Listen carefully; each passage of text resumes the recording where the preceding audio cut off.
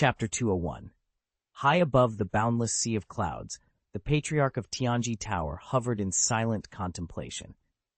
Thanks to his mastery of the great Xianxia divine art, he could perceive with absolute clarity how the fundamental laws of heaven and earth, once obscured by a chaotic mist over all Nanshuan Shenzhou, were now dissolving.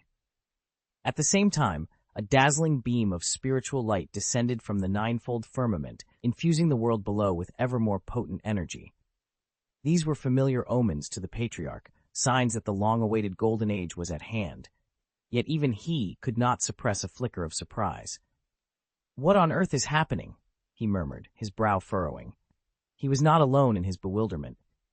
As the flow of spiritual energy intensified, hidden sects across Nanshuan Shenzhou found themselves thrown into upheaval.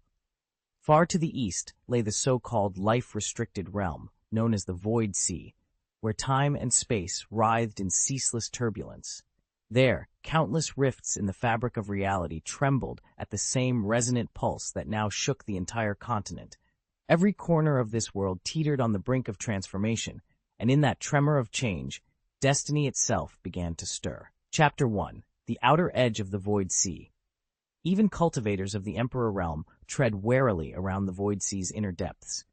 One misstep into its swirling turbulence, and a warrior, no matter how powerful, can be swept into boundless chaos, cut off from all spiritual energy, doomed to an endless desolate drift until life simply ebbs away. Such a fate is worse than death itself, and the fierce currents here resist even Emperor-level might.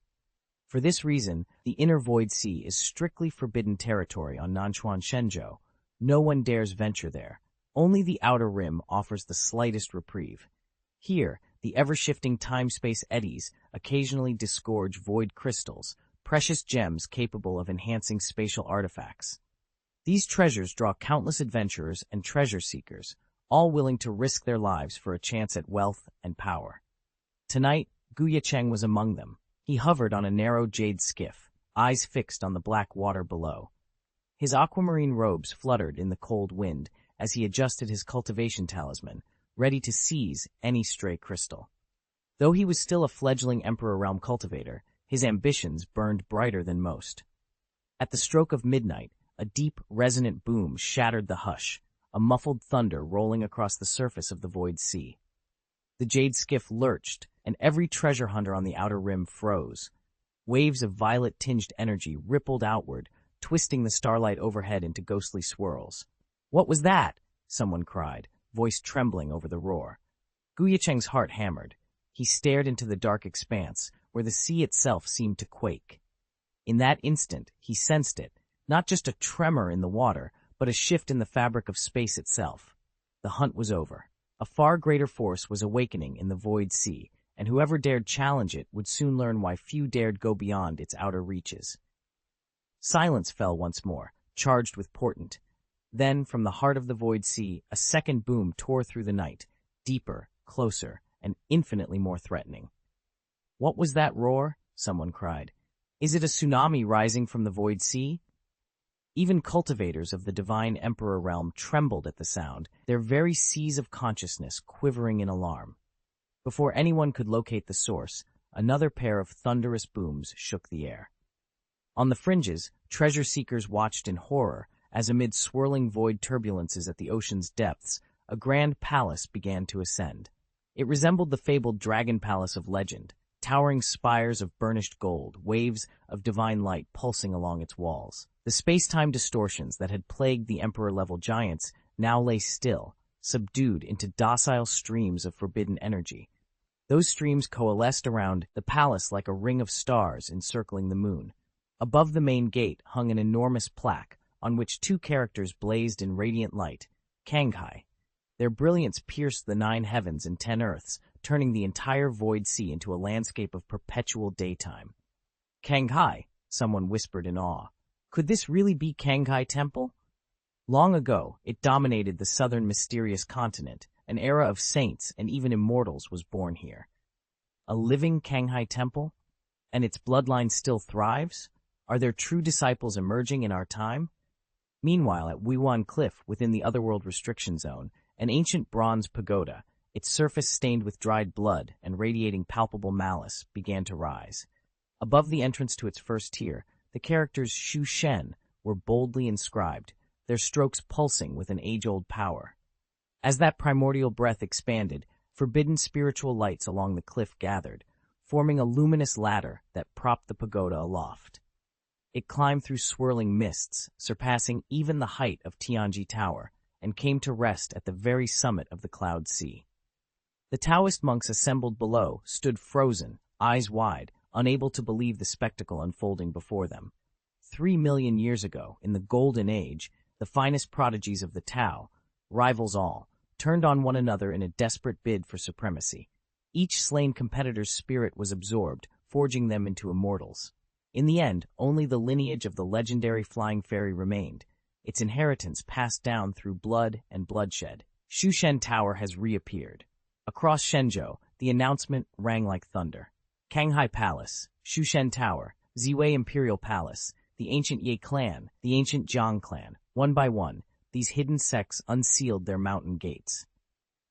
Temples that had slept in solitude for centuries flared back to life, once more staking their claims on the land.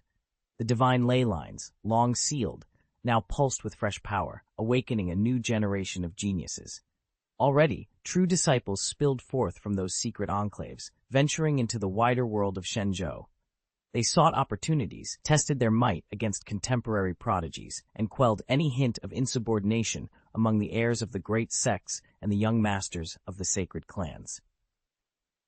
As these movements rippled across the realm, the rankings on the land list began to shift. Only Tianji Tower, save for its patriarch, stood in perplexed silence, scrambling to understand the forces that had torn open this new chapter in Shenzhou's history. Under the direction of the Tower Master, the remaining members of Tianji Tower redoubled their efforts to assess the strength of the world's hidden sects, and, in the process, to recalibrate the Earth ranking. Yet mapping out every clandestine true disciple proved far more time-consuming than they'd hoped. In the meantime, they pulled the Earth ranking monument from storage and suspended it high above the sea of clouds. From that moment on, any time a challenger defeated one of the ranked geniuses, the victor claimed the defeated's place on the monument. As a result, the Earth ranking began to shift with dizzying speed. Some days saw more than 10 changes as one prodigy after another rose, fell, and rose again. For the geniuses of the age, whose reputations and ambitions were bound up in those carved names, the pressure was unbearable, like a mountain balanced on their shoulders. It was against this fevered backdrop that the Taoist sect of Mingyu, one of the great imperial schools in the northern domain of Nanshuan Shenzhou, made its move.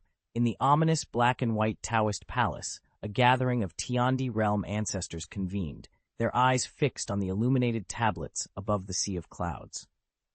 Within those shifting lights lay the key to forging alliances, settling rivalries, and determining who among the young masters would claw their way to the summit of the Earth ranking, including the rising star, Ye Cheng. Ye Cheng had just emerged from his 6-month retreat when he found himself leaning in, frowning, at the hushed conversations of a handful of Taoist palace disciples he'd personally recruited. Their voices carried tidings so astonishing that his composure began to crack. Word is, hidden prodigies are appearing all across the land, demanding swords, clamoring for spots on the genius registries of every major sect. Did I just hear that right? Hidden prodigies, emerging overnight. Each new detail struck him like a fresh thunderbolt. Unable to disguise his mounting alarm, he dropped a hasty bow, murmured an apology, and strode away as quickly as his robes would allow. By the time he reached his chambers, he was pacing like a caged tiger. He summoned his most trusted attendants with a curt wave. In my absence, I've missed half a year's worth of news. I want everything. Rumors, bulletins, sightings, every scrap. Report back to me immediately. Sensing the urgency and the worry behind his clipped command, the disciples dared not ask questions. They dispersed at once, scouring every archive, every courier's dispatch. Before long, they returned, bowed low, and laid out the flood of information that awaited Ye Cheng's scrutiny. Wait, the mysterious swordsman from the 3,000 realms is ranked first on the Earth list? And second place isn't the Xingluo Saint Sun at all, but Jian Rushuang, his attendant. Xingluo Saint Sun only comes in third. A cold dread tightened in Luo Xuan's chest. In his memory, the 3,000 realms should still be reeling from the demon horde that poured forth from the ancient battlefield, its lands ravaged, its greatest prodigies cut down. Any cultivator destined to rise as a world-shaking genius ought to have fallen in that slaughter. Desperately, Luo Xuan flipped through the latest intelligence briefing. The names listed were the true disciples of a newly born, secretive Taoist sect, traveling the continent of Shenzhou and openly challenging every top talent on the Earth list. But this hidden school was supposed to remain in the shadows for another 7 or 8 years, only emerging publicly after a full decade. So why have they stepped into the light now? Chapter 202. Ye Cheng sat alone in the silent chamber, his fingers and toes numb with cold, his heart pounding in his chest. Of course he was terrified. After all, he'd been reborn. In his previous life, he had served as a disciple of one of the great sects, dedicating himself to cultivation for over 7 centuries. At last, he had broken through to the Daozun realm. In an earlier age, that achievement would have earned him immense honor. Even the imperial sects would have bent their knee to a Daozun master, showering him with status and resources. But those were different times. Now, in this so-called golden age, Daozun was barely a footnote. Even the imperial sects themselves were at the mercy of the true powerhouses, the saints. Without ascending to sainthood, you were nothing more than an ant waiting to be crushed. If you didn't seize the path to immortality, every drop of effort was wasted as the great powers vied for superiority. Reborn into this fierce era, Ye Cheng was determined not to squander his second chance. He threw himself into the grand world competition, the only gateway to sainthood and the only guarantee of survival in these ruthless times. But standing on the stage alongside the heirs of ancient families and immortal sects, his talent seemed to vanish. Next to their innate gifts and legendary bloodlines, his hard-won Daozun cultivation hardly registered. Now, trapped in this cold chamber, Ye Cheng understood the stakes more clearly than ever. If he couldn't find a way to stand out, if he couldn't rise beyond Daozun and claim a path to immortality, he would remain nothing but another ant in the crushing jaws of the saints.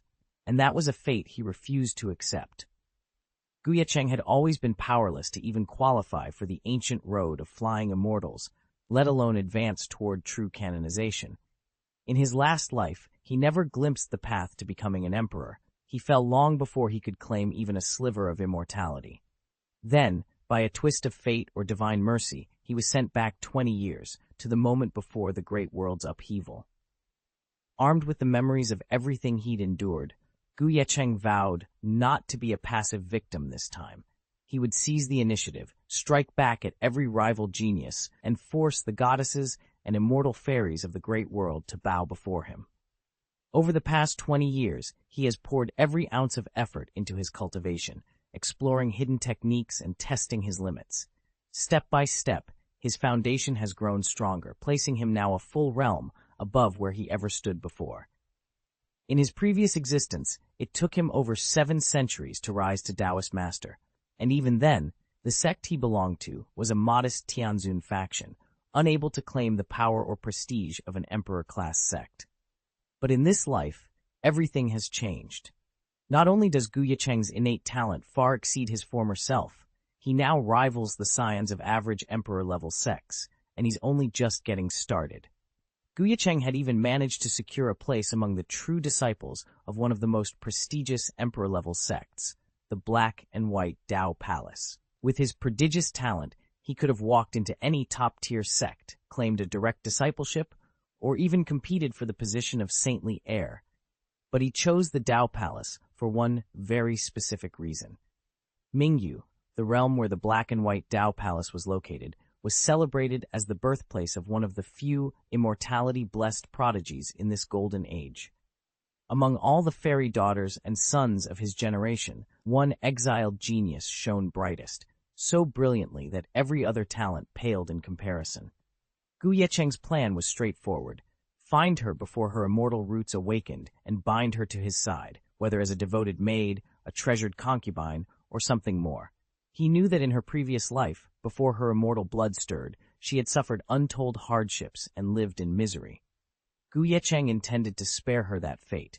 Yet fate, as always, proved unpredictable, and the path he had so meticulously laid out was about to veer in an entirely unexpected direction. Before Ye Cheng's immortal powers awakened, he was as inconspicuous as dust, drifting through Mingyu's boundless expanse. Mingyu itself was immense beyond description, and for years Luoxuan had scoured every hidden valley and cloud-wreathed peak, but never once caught even a glimpse of the boy. His only consolation was that Ye Cheng's destined awakening lay 3 years in the future. That meant there was still time to find him, to secure him. But everything changed in an instant. The Golden Great World, an event that should have been centuries away, had opened prematurely. With it would come the very treasures and opportunities Luoxuan remembered from his past life, now surfacing ahead of schedule. "I can't wait another moment," he murmured, heart-pounding. He dared not lose Ye Cheng again. And yet, to stand any chance in the coming upheaval, he needed more trump cards, powerful allies, secret techniques, rare artifacts. Unlike the other fairy progeny, each backed by influential sects who could awaken them on a whim, Ye Cheng had no support, no pedigree. Even now, while his rivals might rouse their charges early, the boy's fate remained fixed. He would not truly awaken for another 3 years. Luoxuan's lips curved into a determined smile. "No matter what it takes, I will see him safely through." He drew in a steadying breath, steeling himself for the race to come. Ye Cheng's gaze fixed on the looming black and white Dao Palace, and at last he felt a trace of calm return. The premature arrival of the Great World had indeed disrupted several of his schemes, but his most vital plan, the acquisition of the immortal Fate Girl as his concubine, remained unthwarted. He would simply need to rearrange the rest of his tactics. For example, if he remembered correctly, somewhere in the 3,000 realms there lay a remote outpost called Xianxia. Hidden there was a small sect of emperor soldiers who lay in wait for the Great World's return and the emergence of the 10,000 Daos. As soon as they sensed that cataclysmic shift, they would awaken and choose a master to serve. What made this sect extraordinary was their ancestral legacy. Even soldiers who hadn't fully broken into the Emperor realm could tap into that inheritance to unleash half the power of a true Emperor soldier. Half the strength of an Emperor soldier. With such killing force at his command, Luoxuan could challenge those concealed true disciples head-on. Even the heirs of great sects and the young masters of ancient clans, each backed by their own hidden disciples, would find it hard to gain the upper hand against him. Ye Cheng stared into the endless expanse of the 3,000 realms and gritted his teeth. Compared with his previous life, the uncertainties here had multiplied tenfold. He couldn't afford to hesitate. Right now, the only unpredictable elements sat on the Earth ranking, the nameless swordsman, Jian Rushuang, and a handful of other prodigies born in the same era as himself. If he delayed even a moment longer, those fluctuations could ripple outward and draw the attention of the realm's veterans, the mighty heavenly emperors and saint queens whose favor or wrath would seal his fate. Once their keen eyes fell upon these emerging talents, every opportunity in the 3,000 realms would vanish for him. Was there any real danger in the nameless swordsman or Jian Rushuang? Ye Cheng shook his head firmly. After 2 lifetimes of rebirth and more than 20 years of meticulous planning, he'd amassed enough hidden strength to sweep clean the current Earth ranking. To the outside world, his cultivation stood at the peak of God King. In truth, he'd long since reached the level of a perfected heavenly emperor. Should he finally unleash his full power, not even a saint queen could withstand him. With that confidence burning in his eyes, Ye Cheng took a decisive step forward. The game for supremacy on the Earth ranking had only just begun, and he intended to rewrite every rule. None of the current prodigies can stand against him, not even the fabled nameless prince. Still, Luoxuan mused, I have to lay the groundwork first. What he truly seeks is the Emperor's arms, the legendary weapon of the sovereigns. Disguised and hidden from both gods and ghosts, he's prepared to slip in, seize the treasure, and slip back out, furthering his own power in the process. Yet confronting an emperor's relic carries its own dangers. What if some shameless, ancient powerhouse tries to snatch the weapon from his hands? To ward off any would-be thieves, he'll need more than stealth. He needs a formidable identity to brandish at a moment's notice. Fortunately, every contingency has already been arranged. 1 month from now at the latest, he'll travel to Xianxia and claim that imperial inheritance for himself. Hey, aren't you coming to Xianxia with us for our training? In the heart of the spiritual realm, within Jianglin City, Gu Qingchen peered at Gu Ye Cheng in surprise. Ye Cheng chuckled, lifting a hand in a casual wave. Your sister's still in seclusion, cultivating the 9 heavens' great divine power that Aunt Fufeng taught her. She isn't ready to join us just yet. Once she has fully mastered the technique, she will go to Qianyu to meet you. You'd better set out first. With that, the 3-month retreat began. When the Gu family emerged from seclusion, their collective power had risen dramatically. Among them, 2 prodigies, Gu Ye Cheng and his younger sister Gu Yunxi, made especially staggering breakthroughs. Gu Yunxi had broken into the Divine Emperor realm. Even without unleashing the feared great divine power of disaster, her killing strength now rivaled that of an early Holy Emperor. Should she choose to call down the full force of her disaster power, a late Holy Emperor would be little more than ash beneath her heavenly tribulation. Empress Fufeng, who had witnessed Gu Yunxi's heavenly tribulation's saint body in action, was utterly astonished. News of the Empress's presence had quietly spread among the Gu clan's inner circle. Among them, Zhang Lianxin, Lan Qingxuan, and the Yunxi siblings themselves. Graciously, Empress Fufeng bestowed upon Gu Yunxi a priceless manual, 9 Heavens' Great Divine Power, a supreme volume of magical lore that contained the very essence of the Way of Thunder. Although its destructive might doesn't rival the great divine power of disaster, the great divine power of 9 skies still ranks among the top 100 of the 3,000 divine legacies. Empress Fufeng herself credited half of her true immortal strength to mastering it. And at its pinnacle, this power can evolve into the 9 skies thunder tribulation, a supreme heavenly trial. That trial would dovetail perfectly with the disaster power Gu Yunxi is cultivating, propelling the young girl's strength to unprecedented heights. Gu Yecheng reflected on the possibilities.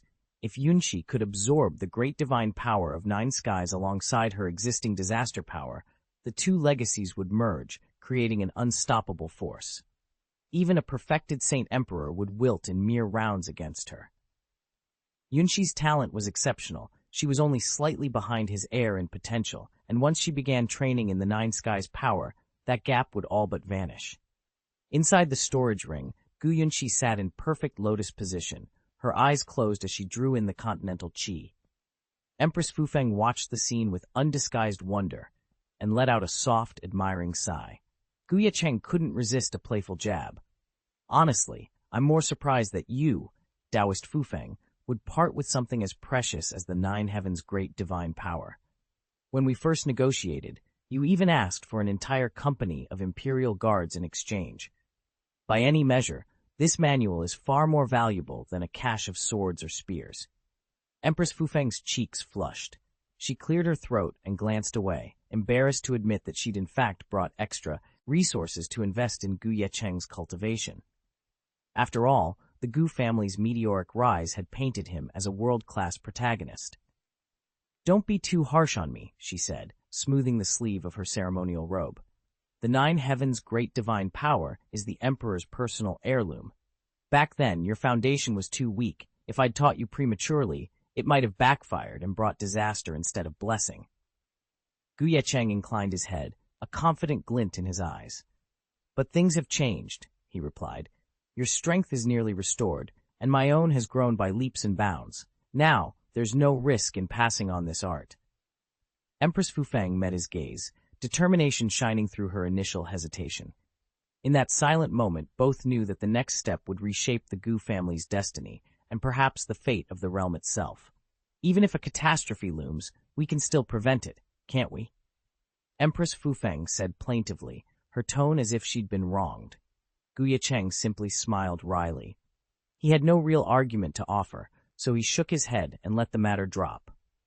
Instead, his attention drifted to the small group of disciples boarding the flying vessel bound for Qianyu.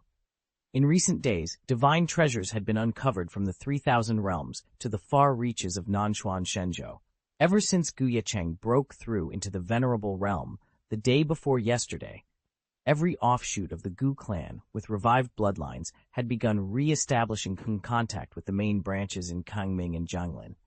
Their return not only bolstered the clan's overall strength, it also vastly expanded its intelligence network. Reports flooded in of newly surfaced divine artifacts, several of which were now hidden in Chanyu. Gu clan agents stationed outside Kangming had already pinpointed their whereabouts and relayed the information back to headquarters. Chapter 1. The Emperor's Weapon. Ye Cheng, the young scion of Jianglin's main branch, had been designated to investigate a divine treasure rumored to be the birthplace of the Emperor's ultimate weapon. Though he hadn't yet surpassed his sister, Gu Yunxi, in raw talent, the blessing of the Nirvana Emperor body lent his attacks the power to fell even ordinary Saint Emperors. He was more than capable of leading the expedition. Admission to this treasure was strictly limited to prodigies under the age of 100. At the same time, the branch had prepared another divine treasure assignment for him. Yet just as Ye Cheng readied himself to depart, two startling missives arrived in quick succession. 1. Xingluo Saint Ying Beidou has been defeated by an unknown hidden disciple. 2. That same hidden disciple is now en route to the 3,000 realms, intent on facing Jianrushuang and then challenging Ye Cheng himself. The world shifted in an instant. A mysterious warrior, powerful enough to slay a Saint Emperor, was marching toward the very heart of their realm and its greatest geniuses. Ye Cheng's mission had just become far more perilous than any divine treasure trial.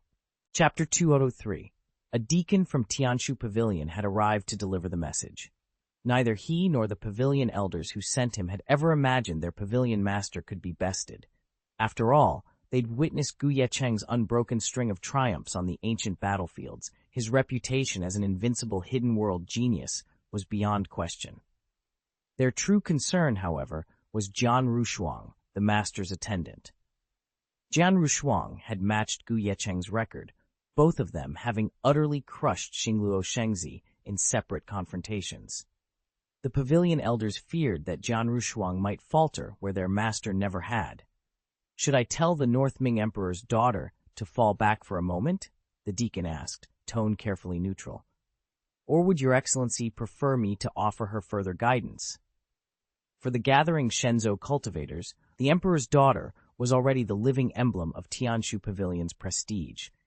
If she were to lose, it would be as much a stain on their pavilion master's honor as on her own. Ye Cheng listened in silence, his brow furrowing as he weighed the delicate calculus of pride, strategy, and the fate of both disciples under his charge. However, just as he was about to speak, Ye Cheng's sea of consciousness shivered, drawing his gaze to the towering gates of the Beiming sword sect that appeared before him in the spirit realm. A satisfied smile played at his lips. "Pavilion master?" the Tianshu Pavilion deacon called anxiously, breaking the sudden silence. Snapping back to the moment, Ye Cheng waved him off with a reassuring grin. "Don't worry, Rushuang can handle herself in battle." Pride gleamed in his eyes. He'd just sensed the sword talisman he'd given Jianrushuang dissipate entirely, yet not because she'd needed to draw on it in a fight. Instead, she'd completely absorbed its sword intent, mastering its underlying truth. Such an accomplishment signaled her ascent to the heavenly sword realm. With that sword intent and the talisman's blessing combined, Jianrushuang had already broken through to heavenly emperor perfection. Even a standard Saint Emperor at peak cultivation would struggle to overcome Jianrushuang, let alone defeat her. Relying on some hidden prodigy? That won't be nearly enough. Ye Cheng let a faint smile play across his lips as he surveyed the distant battlefield. "Don't worry," he said softly to his companions. "Rushuang can handle any foe. Not even the young masters of the Saint clan or the heirs of the great sect would stand a chance against her." With that, he no longer hesitated. Summoning his sword's radiant light, he slashed it through the air, sending a brilliant arc toward the heart of Qianyu. Unlike his cousin Gu Qingchen, who still needed to detour to the Kangming Gu estate and join their reinforcements, Ye Cheng struck out directly for the northern branch of the Gu family, which had only recently been readmitted into the clan's fold. Their destination was Yanyun Mountain, a vast 700,000 ala range under the dominion of the Qingyun sect, one of Qianyu's 5 overlord powers. Although no saints resided there, the sect's hierarchy boasted more than 10 heavenly venerables. At its pinnacle stood the legendary Taoist Qingyun himself, a master of perfect heavenly venerance who had ruled these peaks for over 1,000 years. In the sprawling 700,000 Yanshan Mountains, every clan and minor sect lived under the shadow of the formidable Qingyun sect. To survive, they were forced to swear fealty and pay annual tribute to its grand elders. Deep within this mountain range lay the Ye Cheng branch of the Gu family, the very place to which Ye Cheng had just been dispatched. Right now, Ye Cheng City, the branch's seat of power, was ablaze with activity. Lanterns swung from every rooftop, vibrant banners snapped in the wind, and legions of servants and guards scurried through the streets, transforming the city into a riot of color and light. Cultivators and townsfolk pressed against the city gates, whispering excitedly. "What distinguished head guest could the Gu family be expecting?" one asked, leaning closer to his companion. "They've even mobilized their personal troops." "I just saw the venerable patriarch, freshly elevated to king status, arrive on horseback," another chimed in, eyes wide. "That's nothing. Master Gu, who only broke through to the Emperor realm a few days ago, has already ridden 100 miles beyond the city walls to personally welcome this VIP." A ripple of anticipation swept through the crowd. Could these preparations herald the arrival of Qingyun sect emissaries, come to seal a formal alliance, or perhaps to extend an invitation to the Gu family's most promising talents? Envious glances flickered toward the Gu mansion, where grand gates stood ajar, ready to admit whatever dignitary was about to pass beneath them. The Gu family had long stood among the great lineages of Ye Cheng, its ranks filled with god kings. Then, just over a year ago, something remarkable happened. The bloodlines of those god kings underwent a sudden transformation, an alchemical sublimation that sharply amplified the family's innate talent. In the aftermath, several Gu clan god kings surged past their former limits to reach the Emperor realm. Their ascendancy didn't end there.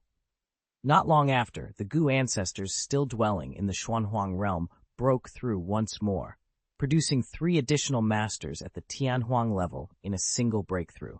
With these achievements, the Gu family's status as Ye Cheng's foremost power became indisputable. And so it was that the Gu estate sparkled with lanterns and silk banners, preparing to receive its honored guests. Passers-by paused to admire the splendor and to speculate. "Everyone's talking about it," one observer whispered to his companion. "The Gu clan's rise has been meteoric." As their voices trailed off, the distant night sky was suddenly carved by swift arcs of light. Swish! Several radiant streaks shot past, heralding the arrival of those who would soon stand beneath the Gu family's grand gates. Above Ye Cheng, a remarkable procession drifted through the morning mists. At its head strode the 3 revered ancestors of the Gu family, each a master who had broken into the exalted Tianhuang realm. Close behind them moved several other formidable figures, all Xuanhuang realm experts, their auras rippling like distant thunder. Nestled among these titans was a lone youth in white robes, serene yet undeniably arresting. This was Ye Cheng, a young sword cultivator whose calm composure hinted at hidden depths. On the streets and rooftops below, cultivators paused to stare, their voices rising in a chorus of disbelief. "Is that the esteemed guest the Gu family is hosting? He looks barely more than a boy." If Qingyun sect sent an envoy, it should have been a deacon elder, not someone so inexperienced, another grumbled. Even Qingyun's true disciples usually carry themselves with more gravitas. He doesn't look like one of theirs at all. Whispers spread through Ye Cheng like wildfire. With every sidelong glance at the Gu family's ancestors escorting this unassuming youth, disappointment and skepticism only deepened. After all, across the sprawling 700,000 Lai Yanshan territory, the Qingyun sect stood unchallenged as overlord, and sending such a green recruit hardly seemed the stuff of a serious alliance. Yet there he flew, Ye Cheng, caught between the grandeur of his protectors and the doubtful eyes of an entire city. Even though he was the scion of a venerable clan, Ye Cheng's true power lay more in his legendary pedigree than in any display of force. Yet that didn't stop every young female disciple across Ye Cheng's clans and sects from staring up at the white-robed swordsman, their eyes shining with awe. High above the swirling sea of clouds, Ye Cheng hovered, flanked by several emperor-rank masters whose mere presence confirmed his importance. Clad in flowing white, he seemed less a mortal man than an otherworldly being. His finely arched brows and eyes, as cool and clear as Fro's snow, lent him the aura of a banished immortal, aloof, transcendent, and utterly beyond the reach of ordinary affairs. It was no wonder that countless female cultivators were already swooning at the sight of him. And it wasn't only outsiders who felt his pull. Once the Gu family entourage descended toward their ancestral mansion, dozens of young disciples, both men and women, ran forward to pay their respects. The moment they glimpsed Ye Cheng's serene countenance and majestic bearing, they fell silent with admiration. Many of the junior girls could barely contain their excitement, their faces lit up as if they'd just met a legend come to life. Of course, the white-clad swordsman they all revered was none other than Ye Cheng himself. Ye Cheng first heard of the Yuncheng Gu clan through his contacts in the Kangming Gu. Along with their name came an enticing rumor. The Yuncheng branch had recently unearthed traces of a divine treasure, perhaps even materials worthy of an emperor. Intrigued, he made the journey to their territory, determined to investigate for himself. From the moment he arrived, the younger disciples of Yuncheng Gu whispered behind his back. They laughed at his youth, assuming he posed no real threat. But the clan's elders saw the reports from Kangming Gu in a very different light. Gathering in their ancestral hall, they pored over dispatches describing His Highness Ye Cheng's exploits, how this ostensibly unknown swordsman had cut through countless demons on the ancient battlefield. The elders exchanged wry smiles. "Do these juniors really think his age makes him weak?" one murmured. Another chuckled. "So they believe Qingyun sect holds a monopoly on power across the 700,000 miles of the Yanshan Mountains?" All of them felt the same. These youngsters were nothing more than frogs in a well, blind to the vast world beyond. As the returning branch members trickled home, they remained unaware of the full scope of Ye Cheng's reputation. But among the elders, certainty grew.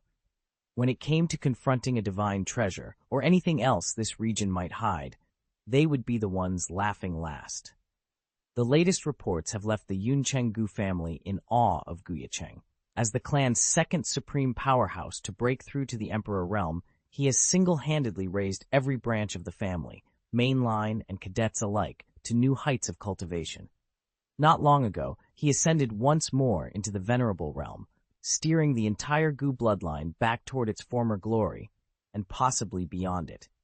Now, as overlord of Qianyu and pavilion master of the legendary Tianshu Pavilion, he eclipses even the famed Qingyun sect in prestige. With such exalted titles, how could any Qingyun envoy hope to rival Ye Cheng Palace?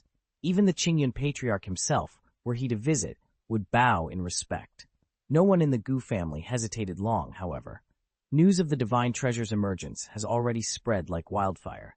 They expect Qingyun sect disciples to arrive at any moment, and when they do, His Highness Ye Cheng will be ready to act. By then, they will finally understand what true strength is. In the ancestral hall of the Gu clan in Yuncheng, the elders exchanged eager smiles. They had long awaited the moment when the divine treasure would be unveiled, and that moment had arrived sooner than anyone expected. Ye Cheng had only been in Yuncheng for a few days, barely taking the time to rest, when an earth-shaking roar tore through the remote valleys of Mount Yan. Boom! Deep within the mountain range, the ground quivered and boulders tumbled, as if the very bones of the earth were shifting. From the darkest chasm of the valley, an ancient battle arena, its stonework etched by time yet radiating overwhelming power, rose into view. Pillars and archways, long buried and forgotten, materialized amid clouds of dust, proclaiming the return of a legend. The divine treasure has awakened. Chapter 204. Chaos swept across Yanshan Mountain like a rising storm. No sooner had the ancient arena sprouted from the earth than cultivators of every rank surged toward it, desperate to stake their claim. Word had spread far and wide that a divine treasure was about to appear here, and every major sect had already mobilized its most formidable champions and hulking giants to rush in first. Far to the south, in bustling Yuncheng City, Ye Cheng did not hesitate. He raised his hand, summoning a blade of pure light that split the sky, then led a contingent of Imperial-level masters from the Yuncheng Gu clan in a single, decisive charge toward the arena. Lesser cults and independent practitioners watched in dismay. None of them stood a chance against such overwhelming strength. Many didn't even dare to approach, convinced they would be crushed the moment they showed themselves. As Ye Cheng's formation thundered away, the onlookers' bitterness turned to open scorn. Emperor realm powerhouses thrown into this scramble for a divine treasure? One voice sneered. They're headed straight for their doom. Envy and resentment rippled through the crowd. If anyone was going to snatch the treasure, they thought, surely it wouldn't be Yuncheng's Gu clan, with its reputation for arrogance and recklessness. Yet Ye Cheng's cold gaze remained fixed on the distant arena. Within his chest, ambition burned brighter than fear. No matter how many foes lay in wait, he intended to seize that divine treasure first, and prove that the Gu clan of Yuncheng could stand toe-to-toe with the greatest powers of the realm. I'm afraid those giants could wipe them out with a single swipe. Do the Gu clan really believe that this young sword cultivator can protect them all on his own? Murmurs of doubt swept through the assembled cultivators. Even the Yuncheng Gu family's longtime allies found themselves voicing concern. Patriarch Lei of the Lei clan and the sect master of Moshui Gate, both sworn friends of the Gu, approached the Gu ancestors who were volunteering to escort Ye Cheng. Fellow Taoists, why the rush? Patriarch Lei asked. If your aim is to compete for the divine treasure, there's no need to send such a large contingent at once. Brother Lei speaks wisely. The Moshui Gate master agreed from the side, his tone earnest. Gu Taoists, please reconsider before acting hastily. The Gu elders shared quiet smiles. No matter how many questions were raised, none could quite explain the true depth of Ye Cheng's strength. After all, who would dare act without Prince Ye Cheng's approval? At last, the Gu family patriarch broke the silence, smiling as he addressed their allies. Brother Lei, Master Mo, we are deeply grateful for your support. With Prince Ye Cheng by our side, I won't promise that we'll capture the treasure single-handedly, but so long as nothing unexpected occurs, we'll have more than enough to safeguard the Gu clan. He turned toward the two visiting heads and added warmly, if you gentlemen are interested, why not accompany us? We're not simply pursuing this treasure. We'd also welcome the chance to bring along a few promising juniors and show them the wider world. The leaders of the Lei and Mo families exchanged wary glances. Unlike the Gu ancestor, they harbored no particular faith in Prince Ye Cheng's budding reputation. To them, the clan's recent resurgence and blood awakening seemed more boastful than formidable. After a moment's hesitation, each politely declined the invitation with a wave of his hand. The Gu patriarch merely bowed in understanding, accepting their decision without further comment. He laughed, chasing the glint of Ye Cheng's swordlight through the mountain mists toward the ancient arena. Behind them, the cultivators of the Lei family and the Moshuimen stood rooted to the spot, exchanging helpless looks. Quietly, they clasped their hands and offered prayers. None of them held out much hope for this expedition. At that very moment, deep within Yanshan's rugged peaks, the long-forgotten arena towered onto view. Its weathered stone columns and crumbling terraces, once claimed by time, were now swarmed by a sea of eager cultivators. Disciples from the Taoist families that had guarded Yanshan's 700,000-mile domain arrived in full force, but they were far from the only ones. Rumors of hidden treasures and forbidden techniques had lured powerful outsiders as well, each hoping to seize a rare opportunity. On the outer slopes, independent practitioners pressed forward in a restless throng. Their eyes glittered with anticipation as they stared at the ancient structure, only to falter when they saw the disciplined formations nearby. Clustered around the arena entrance were several sect detachments, each no more than a dozen or 2 dozen strong. Armor polished and weapons at the ready, they formed an unyielding cordon that sent a hush over the onlookers, snuffing out the spark of reckless optimism in an instant. With barely 200 or 300 disciples lining up, they effectively cut off the countless independent cultivators pressing in behind them. This sudden blockade left those outsiders seething with disappointment. Yuelong sect, Fengyan sect, the Nancheng Li family. Those are all Tianzun-level powers. Who else dares challenge them for the spoils? Fishing in troubled waters is suicidal. I just hope there's still something left in that divine treasure, something we can snatch away. Grumbling mutinies rose from the independent cultivators, while the sect leaders of the Tianzun realm wore triumphant smiles, their eyes greedy as they gazed upon the ancient battlefield. Yet their arrogance would not go unchallenged. Far off, across the sea of clouds, a colossal warship appeared, its lofty prow crowned with the proud blue and white banner of Qingyun sect. At once the assembled ranks fell silent, then erupted in startled shouts. That's the Qingyun sect. The Tianqing warship of Qingyun sect has arrived. They say this ship has achieved 6th level. Its defensive array can withstand even supreme giants of the Saint Realm. It's a priceless marvel and always the personal flagship of our Qingyun patriarch. In an instant, the balance of power shifted. Where once the Tianzun sects had lorded it over everyone else, now their faces went pale. The arrival of the Tianqing warship was more than a show of force. It was a clear declaration that Qingyun sect would claim first rights to whatever treasures this ancient battlefield still held. Now that he's shown himself, doesn't that mean the Qingyun patriarch has been sent as well? A ripple of astonishment ran through the crowd as cultivators recognized the warship's origin. Even the leaders of the Tianzun Dao sect looked tense. With the mighty Qingyun patriarch on the scene, no matter how many Tianzuns they themselves had leading the expedition, they stood no chance of claiming any substantial spoils before him. At best, they might secure a few scraps, but only after showing due respect to the Qingyun sect.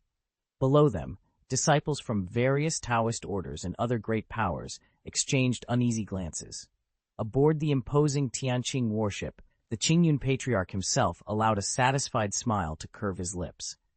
His gaze drifted toward the distant battle ring, and fierce anticipation blazed in his eyes. Perched atop the mountain peak, the ancient war ring measured nearly 100,000 feet across. Divine radiance shimmered along its outer rim, while spiritual light shot upward like pillars into the sky. From its center emanated an overwhelming aura of war. Arrayed upon the ring were 10 colossal stone statues, each clad in intricately carved armor, standing in silent formation like celestial guardians. They stood like stars circling the moon, each one guarding a 100-foot-long black stone tablet at the heart of the arena. The malevolent aura that had roared into the sky emanated from that very tablet, an evil so potent it made even titans of the heavenly venerable rank, like the Qingyun patriarch, feel their hearts tighten. There was no mistaking it. Even if the tablet no longer housed an imperial weapon, it had to be crafted from true imperial materials. If we could claim such a treasure, the Qingyun sect would unquestionably lead this new golden era. A fire ignited in the patriarch's eyes as ambition surged through him. Yet his gaze drifted to the 10 stone statues poised around the ring. Bathed in their own divine light, those silent sentinels formed an impenetrable barrier. Any foolhardy soul who dared step into the arena and seize the tablet would first have to vanquish all 10 of those stone guardians. Patriarch Ye Cheng studied the 10 stone guardians arrayed before him. Not one had stirred. Even if every cultivator in Qingyun sect joined their powers, he feared they'd still fail to breach the barrier. He needed another plan. He narrowed his eyes, then turned to the weary delegates of the Tianzun sects gathered around, each bearing the look of men on the verge of giving up. Clearing his throat, he addressed them. Fellow Taoists, why so quick to concede defeat? Hear me out. He swept his arm toward the ancient arena, glittering in the distance. Within those walls lie the imperial treasures we all covet. But first, we must pass the 10 celestial generals who stand guard. My Qingyun sect alone cannot break their obstruction. I propose an alliance. Let us pool our strengths, strike together, and shatter that barrier. He held their eyes until his words took hold. Should we triumph, the imperial treasures will be divided among us. And rest assured, Qingyun sect will reward generously all who stand and fight alongside us. For every heavenly venerable who pledges allegiance, the Qingyun sect will offer a generous gift. Patriarch Qingyun's challenge echoed across the courtyard as he surveyed the assembled masters of the heavenly venerable clans, figures such as the esteemed Yuelong sect. With a subtle lift of his chin, he added, "So, honorable Taoists, what is your decision?" A hush fell over the hall. The prominent elders glanced among themselves, their expressions betraying both temptation and doubt. The imperial treasure on the table was too great a prize to abandon so easily.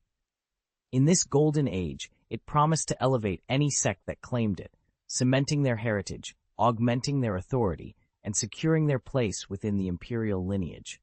Patriarch Qingyun noticed their hesitation and allowed himself a private smile.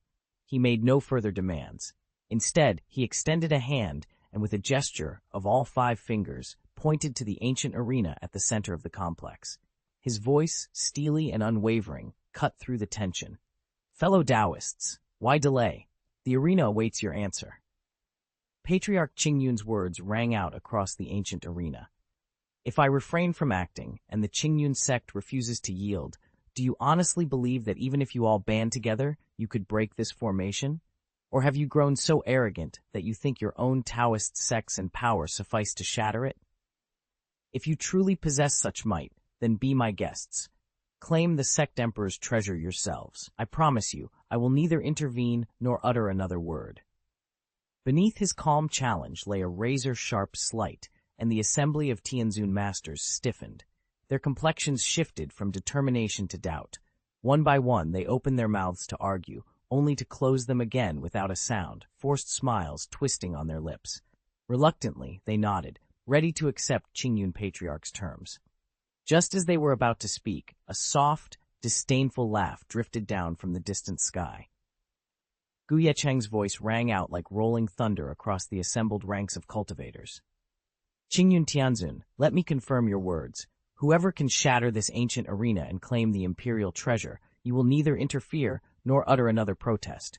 Is that your solemn vow?" A breathless silence fell. Every cultivator present, among them the venerable Qingyun Patriarch and the mighty Yanshan Overlord, whirled to locate he speaker, who dared invoke the Patriarch's own promise and challenge the Overlord so brazenly. Before they could even glimpse him clearly, the air tore with the hiss of summoning. A pulse of swordlight erupted overhead, coiling and surging like an immense dragon of purest silver. Its radiance blazed with such ferocity that the hundreds of protective wards guarding the ancient arena shattered in an instant. Stone reliquaries cracked, divine barrier stones splintered, and the towering statues of war gods dissolved into motes of ash, drifting away on the winds of destruction. Within moments, every trace of the arena's defenses lay in ruin. The cultivators, Tianzun and Patriarch included, stood frozen in shock. Ye Cheng's challenge had been answered. The path to the imperial treasure now lay open, and not even Qingyun Tianzun himself could bar the way. Chapter 205. Broken? Broken? Am I dreaming? This has to be a dream. They actually say someone shattered the divine treasure's seal with a single sword strike and utterly destroyed all 10 guardian spirit puppets. Across the mountain ridges, hundreds of cultivators drew in cold, sharp breaths as they stared at the ancient arena, eyes wide with disbelief. None were more stunned than the Qingyun Patriarch himself, a heavenly venerate perfection powerhouse who knew these defenses better than anyone. He recalled how each of those 10 stone generals had radiated late-stage heavenly venerate might, their breaths synchronized into a deadly formation. If there had been only 1 or 2, he was confident he could have dispatched them. Even 3 wouldn't have been an issue. But all 10 locked into formation? Not even the full strength of the Qingyun sect could overcome such a combined assault. And yet, here they lay in ruin. A single sword had cleaved their unbreakable seal, shattering the magical barrier at its core. In that instant, the 10 stone giants turned to rubble under the blade's unstoppable arc, torsos splintered, limbs scattered, dust hanging thick in the air. Silence fell. Then a roar of astonishment rose from the mountain peaks. The swordsman was none other than Ye Cheng. Even the Qingyun Patriarch felt his heart quake. He had never imagined anyone, let alone one man, could so effortlessly undo the arena's most fearsome guardians. Now, flame-lit fragments of stone drifted around Ye Cheng's poised figure, and the atmosphere thrummed with possibility. Some dreams, it seemed, were too incredible to be forgotten. Only by isolating them could victory be won. Yet with a single stroke of his sword, the young swordsman shattered all 10 god general stone puppets and overrode the ancient battle ring's protective wards. What unimaginable power lay behind that blade? Not even a heavenly venerable could hope to withstand it. Ordinary Saint Venerables would be reduced to ash in an instant. The Qingyun Patriarch, watching from the clouds, felt a chill. He spun on his heels, searching for the source of that devastating slash, and recoiled in astonishment. He's so young? At his astonished cry, the cultivators encircling the arena turned to look. There, soaring on their swords, flew Ye Cheng at the head of a contingent from the Yuncheng Gu branch family, each a royal realm cultivator. No one could believe their eyes. Was this reality, or some half-waking dream? Ye Cheng stood bathed in the afterglow of his sword's final arc, his snow-white robes billowing as the spirit sword slipped back into its sheath. Behind him, the proud elders of the Yuncheng Gu clan beamed with satisfaction, scarcely able to contain their delight at the display. Yet Ye Cheng himself remained composed. His gaze drifted past the assembled spectators to the ancient battle arena looming in the distance. His brows rose in surprise as he whispered to himself, "This imperial treasure is far more valuable than I anticipated." He had come seeking only a primary-grade imperial weapon. Any relic would have been a pleasant bonus. After all, these newly awakened imperial artifacts of the great world were typically of modest quality. But the stele at the heart of this old Colosseum, protected by 10 god generals and countless stone guardians, emitted an evil aura so pure and concentrated that it stirred something deep within him. Its spiritual resonance even surpassed that of the meteorite red gold, a mid-tier imperial material he'd recovered from the ancient battlefield. Ye Cheng sensed at once that he had uncovered something extraordinary. Without hesitation, Ye Cheng stepped into the arena, his figure flickering like a wisp of smoke. The suppressive spiritual barrier that had once sealed this sacred ground had vanished. Unconcerned, he strode straight to the enigmatic stele at the center, and with a casual lift of his hand, pried open its lid to claim the treasure within. At this brazen act, the venerable Qingyun Patriarch, the esteemed overlord of Yanshan, felt a sudden lump in his throat, as though his very breath had been stolen. Ye Cheng paused, eyebrows raised, and met the onlooker's gaze with one effortless glance. That single look was enough to topple the Patriarch's composure. Frozen in place, the overlord dared not utter a sound or even raise his head to face the arena again. All around, the assembled cultivators held their breath. If the imperious Qingyun Patriarch could be cowed, who among them stood a chance? None dared move an inch, afraid they'd be branded opportunists and struck down without mercy. In stark contrast, the elders of the Gu family swelled with pride and joy. In that moment, Ye Cheng reigned supreme over the ancient arena, unchallenged and unbowed. In the vast 700,000 lal expanse of Yanshan, every Taoist tradition has paid unbroken tribute to the Qingyun Patriarch year after year. Their obeisance stems not only from awe at his legendary cultivation, but from dread. His rule was carved out on the corpses of every sect that dared oppose him. Though age has tempered his ferocity, the Qingyun disciples remain formidable. They no longer ravage villages at will, but they still stride through Yanshan as if born to command, treating lesser orders like unwilling servants. Nowhere has their arrogance been felt more keenly than within the Yuncheng Gu family. Generation after generation, Gu ancestors, each a peerless master in his own right, have bowed under the Patriarch's will, their pride wrenched from them as they delivered tribute and obedience. They endured in silence, nursing their humiliation behind closed doors. Today, however, the tables have turned. Before a gathered assembly of eminent cultivators, the venerable Patriarch, once the undisputed overlord of Yanshan, bowed so low before Prince Ye Cheng that his forehead nearly scraped the marble dais. His every movement spoke of desperation, as though he were pleading for clemency. At that moment, the emperor-tier masters of the Gu family could scarcely contain their exultation. Witnessing their ancient rival grovel to the very heir of Yuncheng was more than vindication. It was the fulfillment of a long-awaited justice. The crowd's excitement was short-lived. All eyes snapped to Ye Cheng as he shifted his stance, an almost imperceptible movement, yet enough to draw every monk's gaze. To him, the venerable Qingyun patriarch was no more than an insignificant insect. With a single, dismissive look, Ye Cheng issued an unspoken warning, then turned his attention back to the 100-foot stone stele before him. A tense hush fell over the courtyard, and then, with a violent crack, the ancient monument split from top to bottom. In the next instant, a deafening roar shattered the silence as the stele exploded into fragments.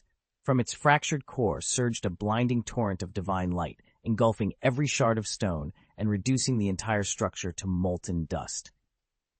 When the radiance subsided, a lone figure hovered in midair, a majestic spirit sword carved from jade, its narrow blade dancing with flickering flames of pure energy. Along the blade's side, two archaic seal-script characters glowed fiercely, Yu Xiao. From the emptiness around it, cold, ethereal blue fire sprang to life, spiraling without origin and wrapping the pearly white sword in a chilling, murderous aura. Ye Cheng's heart skipped a beat as he stepped into the crumbling arena. At its very center lay a sword unlike anything he'd ever seen, its jade-green blade still shimmering with latent power. "No, it can't be," he whispered. "The Yuxiao Emperor's sword?" Legend spoke of the Yuxiao Saint Emperor, founder of the Burning Heavens sect, who once ruled the Tianyan domain and the 300 territories beyond. In his lifetime, he wielded this very weapon, his birth-forged Emperor's sword, and it was said to embody his indomitable will. Such a treasure, hidden away in this ancient battleground. Ye Cheng recalled why the sword was so feared. The Yuxiao divine fire it summoned ranked among the highest elemental flames in existence. Like the Zixiao divine thunder, it only manifested during the supreme heavenly tribulations of masters at or above the Emperor realm, and even then, its blaze was powerful enough to reduce Xuan emperors to cinders. Across the southern Xuan divine continent, a handful of imperial weapons could evoke Jade Sky divine fire. Some could even channel it without external spiritual aid, calling the flame forth at will. But nothing compared to the original Emperor sword of the Yuxiao Saint Emperor. When he forged this blade, he had embedded within it a top-tier imperial treasure known as the Jade Sky Divine Lotus, endowing the sword with a singular, otherworldly might. Ye Cheng closed his eyes, fighting the thrill and fear mingling in his chest. This was no ordinary relic. It was the last vestige of a conqueror's soul, waiting patiently for a new master to awaken its fury. Although the sect's Jade Sky Emperor sword never quite attained the status of a top-tier imperial weapon, it still ranks among the most lethal of high-level arms. Even better for Ye Cheng, it can be slotted straight into his Zhuxian sword formation without any reforging. This blade itself is an offshoot of the sect's quasi-saint relic, the Suzaku Sky Seal, an artifact that also gave rise to the famed Suzaku Sky Sword. Unwittingly, my immortal executioner sword formation has already drawn enough disciples to fill 2 whole sects. Chapter 206. Ye Cheng's lips curved in a faint smile. He drew the Jade Sky Emperor sword from its sheath and slipped it into his pocket. A tremor rippled through his sea of consciousness as a strand of divine intent streamed into the blade. In an instant, a low hum reverberated. From within the Emperor sword, Ye Cheng's divine mark glowed into being, signifying the blade's first stage of refinement was complete. Then came the true marvel. The dormant Jade Sky divine fire, long drawn to the sword, erupted in a torrent of azure flame. It swirled and coalesced around him like a legion of devoted guardians, ready at his silent command to incinerate any foe who dared stand against him. The Qingyun patriarch and the assembled Yanshan monks stood frozen, their mouths dry with awe. They hadn't witnessed the refining process itself, but this majestic display left no doubt. Ye Cheng had fully awakened the Jade Sky Emperor sword's power. As the divine fire bowed before him in unwavering allegiance, even the most veteran cultivators dared not breathe. It only took a single moment to perfect our sect's Emperor's sword. Elder Qingyun forced a wry smile as all his lingering doubts vanished. Having someone of such power arrive in Yanshan was like a celestial dragon plummeting to earth. Its mere descent could have flattened every insect in its path. How fortunate they were to still be standing.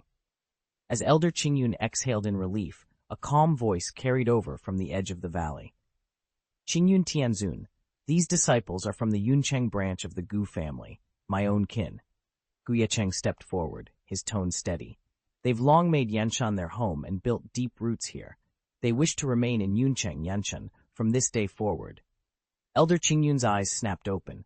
He dropped to one knee and bowed so deeply his forehead nearly touched the ground. Senior, please rest assured, I will devote every ounce of my strength to protect your clan.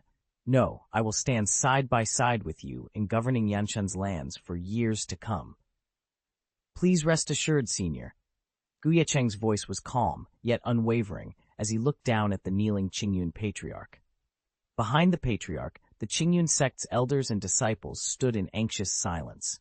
On the other side, the royal ancestors of the Yuncheng Gu clan gaped in disbelief, so stunned that they barely dared breathe. Only when Ye Cheng cleared his throat did they snap back to reality. Hastily, they rose and bowed in unison. Thank you for your protection, young master. Ye Cheng waved a dismissive hand. No need to thank me. You've acknowledged your rightful ancestry, and as young master of the main branch, it's only natural that I step in. He offered them a gentle smile. My cultivation of the heavenly destiny atlas ties my fortune to the strength of our clan. The stronger the family grows, the greater my own destiny becomes. By supporting virtuous branches and guiding worthy kin, while reining in those who would bring dishonor, I bolster not only the clan's fortune, but my own as well. With that, Ye Cheng lifted his hand once more, ready to set his next plan in motion. Swish! A swirl of jade sky divine fire gathered around Ye Cheng, forming 3 distinct flames, 2 the size of his fists and a third slightly smaller. He swept his hand, and the pair of fist-sized flames solidified into 2 golden tokens, which drifted down before the ancestral elders of the Gu clan. These tokens, Ye Cheng announced, voice calm and assured, are protective amulets I grant to the Gu family of Yuncheng. Should you ever face a foe beyond your strength, shatter one of these, and the Jade Sky Divine Fire will answer your call, its power bound to you, as am I.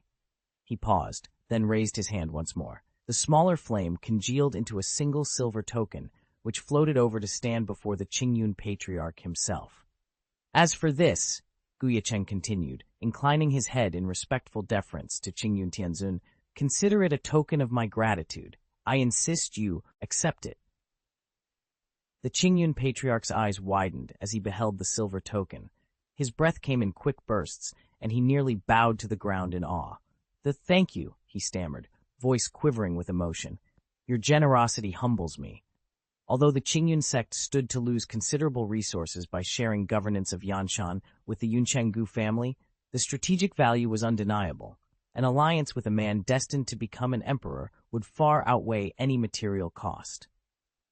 And then there was the jade token imbued with the divine sky flame.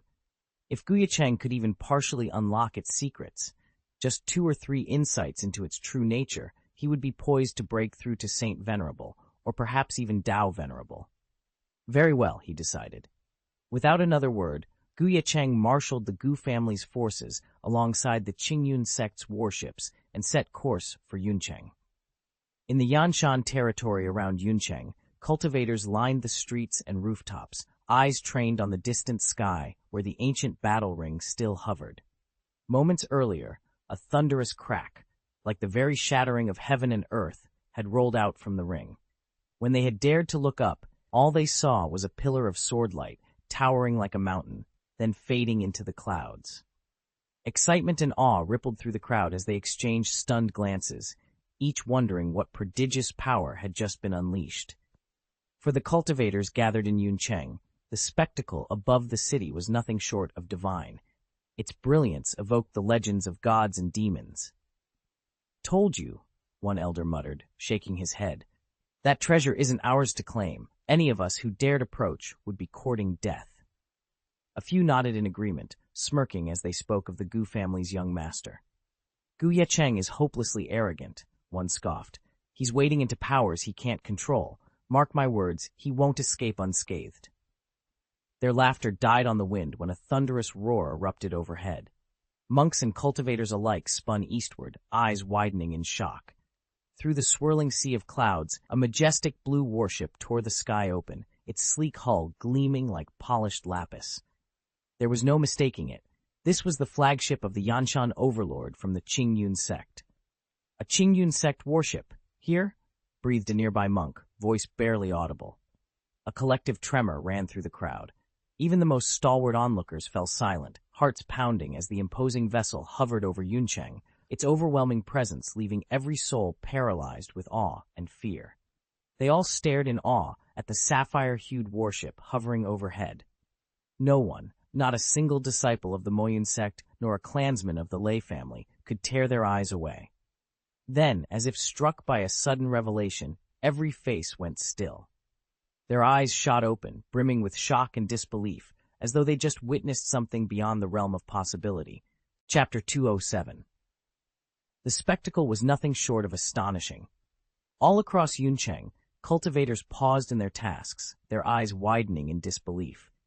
At the head of the procession walked the Qingyun Patriarch, renowned across the 700,000-mile span of Yanshan Mountain, revered almost as a deity and the foremost powerhouse of the Tianzun perfection realm. He moved with profound deference, as if he were guiding an honored guest rather than leading a returning hero. Floating just behind him on a cloud was Ye Cheng, dressed in flowing white robes.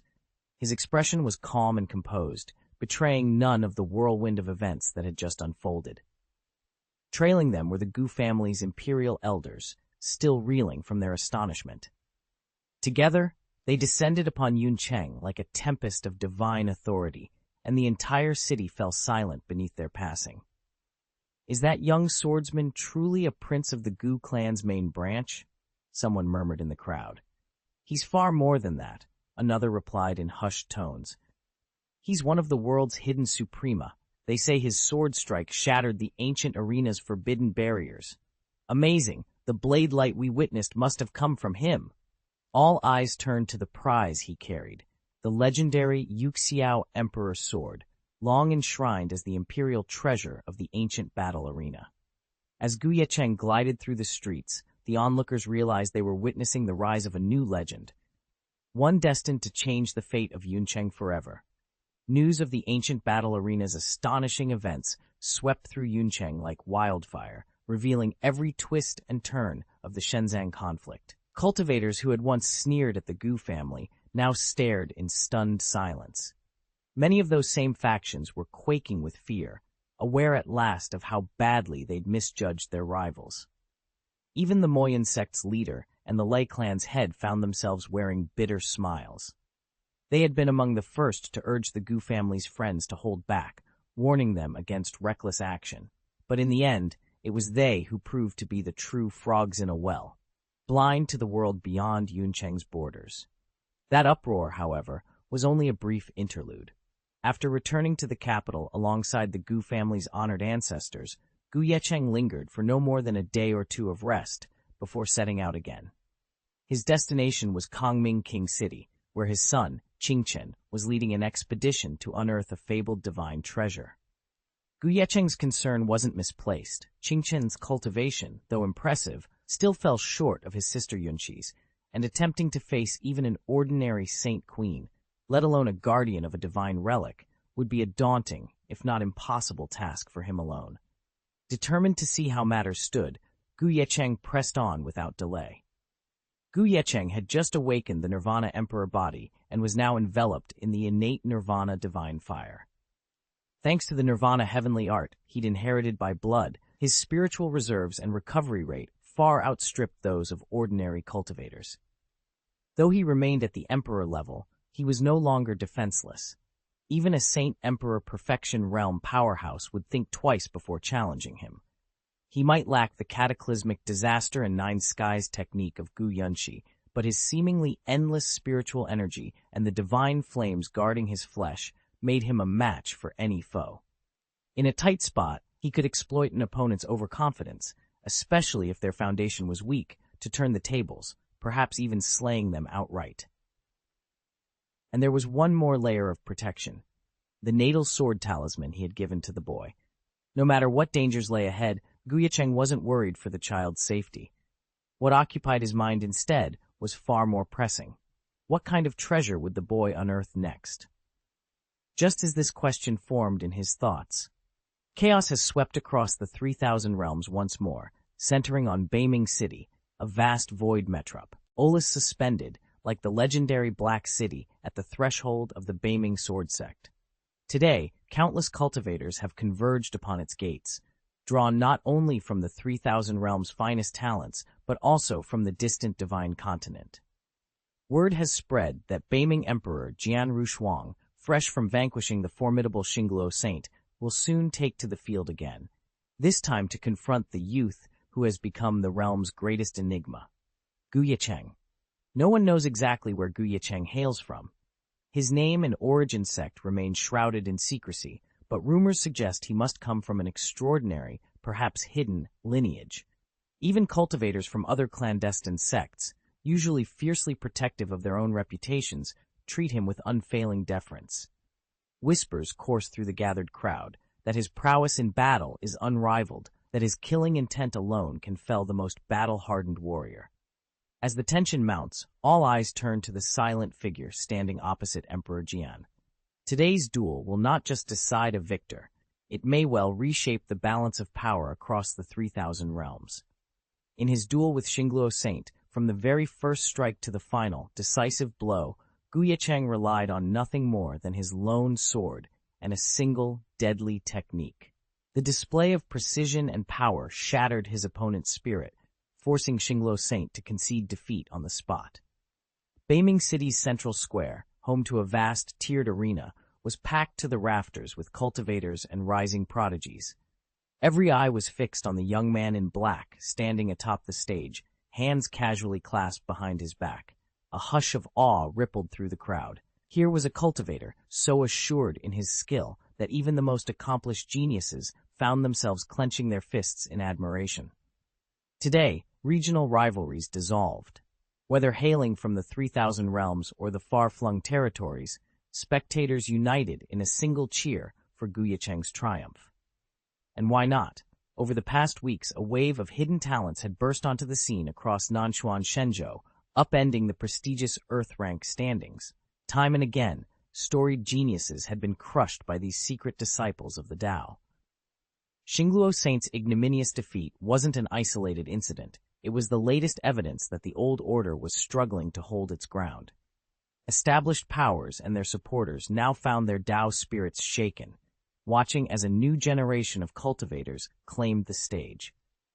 Beneath the cheers and the shifting rankings, one truth stood clear. Ye Cheng had announced his arrival, and in Beiming City today, every cultivator knew they were witnessing the rise of a force to be reckoned with. Heh? Ye Cheng let out a low, amused chuckle as he met Jian Rushuang's steady gaze and felt the silent expectations of every young prodigy gathered around the arena. Yet his expression stayed coolly indifferent. He'd crossed the 3,000 realms to find Jian Rushuang, not out of necessity, but simply to stave off his own boredom. In Ye Cheng's estimation, among all the rising talents of the southern Xuan divine continent, only the Void God Tower's brother and sister duo could even come close to his level, and no one else ranked above him.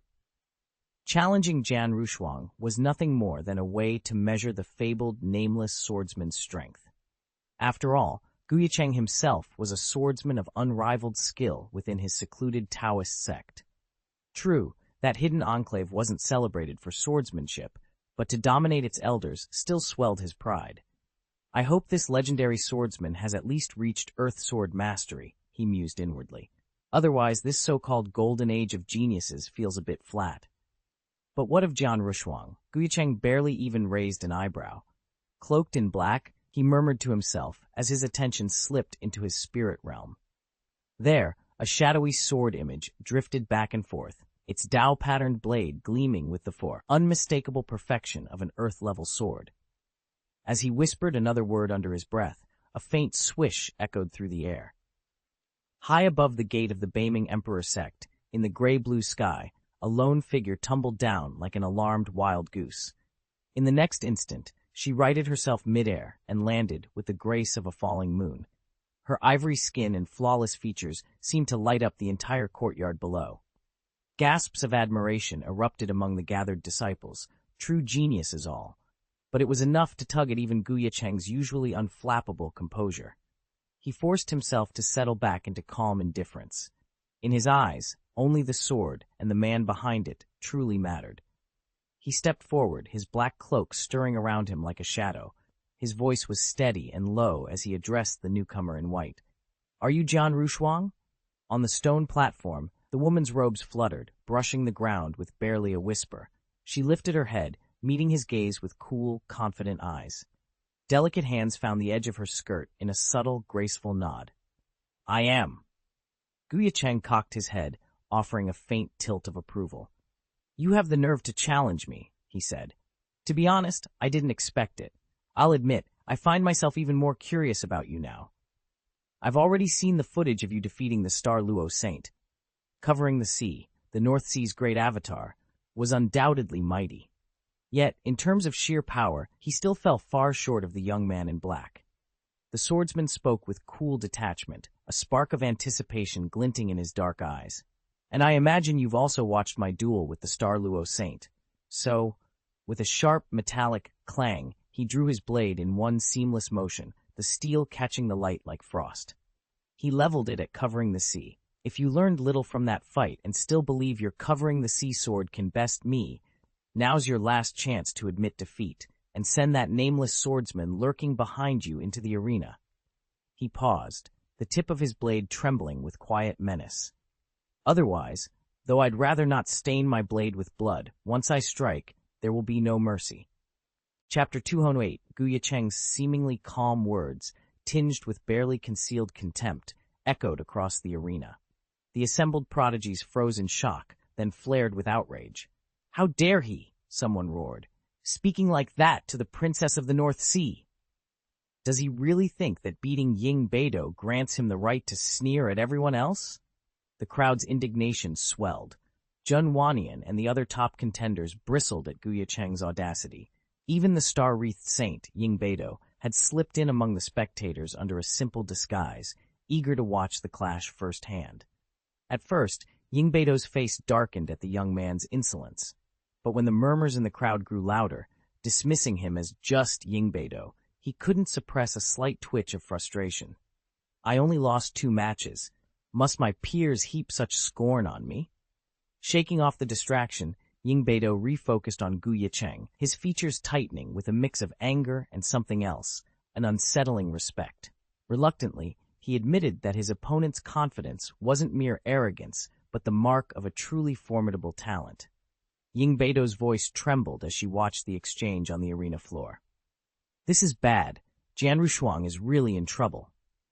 Across from her, the young man dressed in black radiated an oppressive aura that far surpassed Jian Rushuang's own sea-covering style. Even from her vantage point, Ying Beidou could feel how utterly dominating his sword chi was. On the ring itself, Jian Rushuang hesitated for the first time. Then, to everyone's shock, especially those who had counted on her to steamroll every challenger in His Highness Wu Ming's name, she nodded in acknowledgement. "You're right," she said, voice steady. "With only the sea-covering style, I am no match for you." A sharp clang rang out as she drew her spirit sword. The blade materialized in her bare hand, its tip gleaming coldly under the arena lights. She raised it level to her opponent. "But I'm not the same warrior who once defeated Ying Beidou," she continued, taking a deliberate step forward. In her mind, she revisited every nuance of the sword talisman Prince Wu Ming had entrusted to her, uncovering the deeper truth of the art hidden within. With that knowledge burning in her heart, Jian Rushuang braced herself to turn the tide of battle. Jian Rushuang drew in a steady breath, gathering the surging spiritual power in her dantian and channeling it into her outstretched palm. In an instant, she thrust her hand forward, and a sword of pure, crackling energy materialized. Boom! The thunderous blast rolled through all of Beiming City and shattered the stillness of the boundless void beyond. Brilliant spiritual light spiraled behind Jian Rushuang, coalescing into a vast, godlike apparition. Though no face was visible, its posture and bearing were eerily familiar. Had Ye Cheng been present, he would have recognized the aura immediately. It matched his own.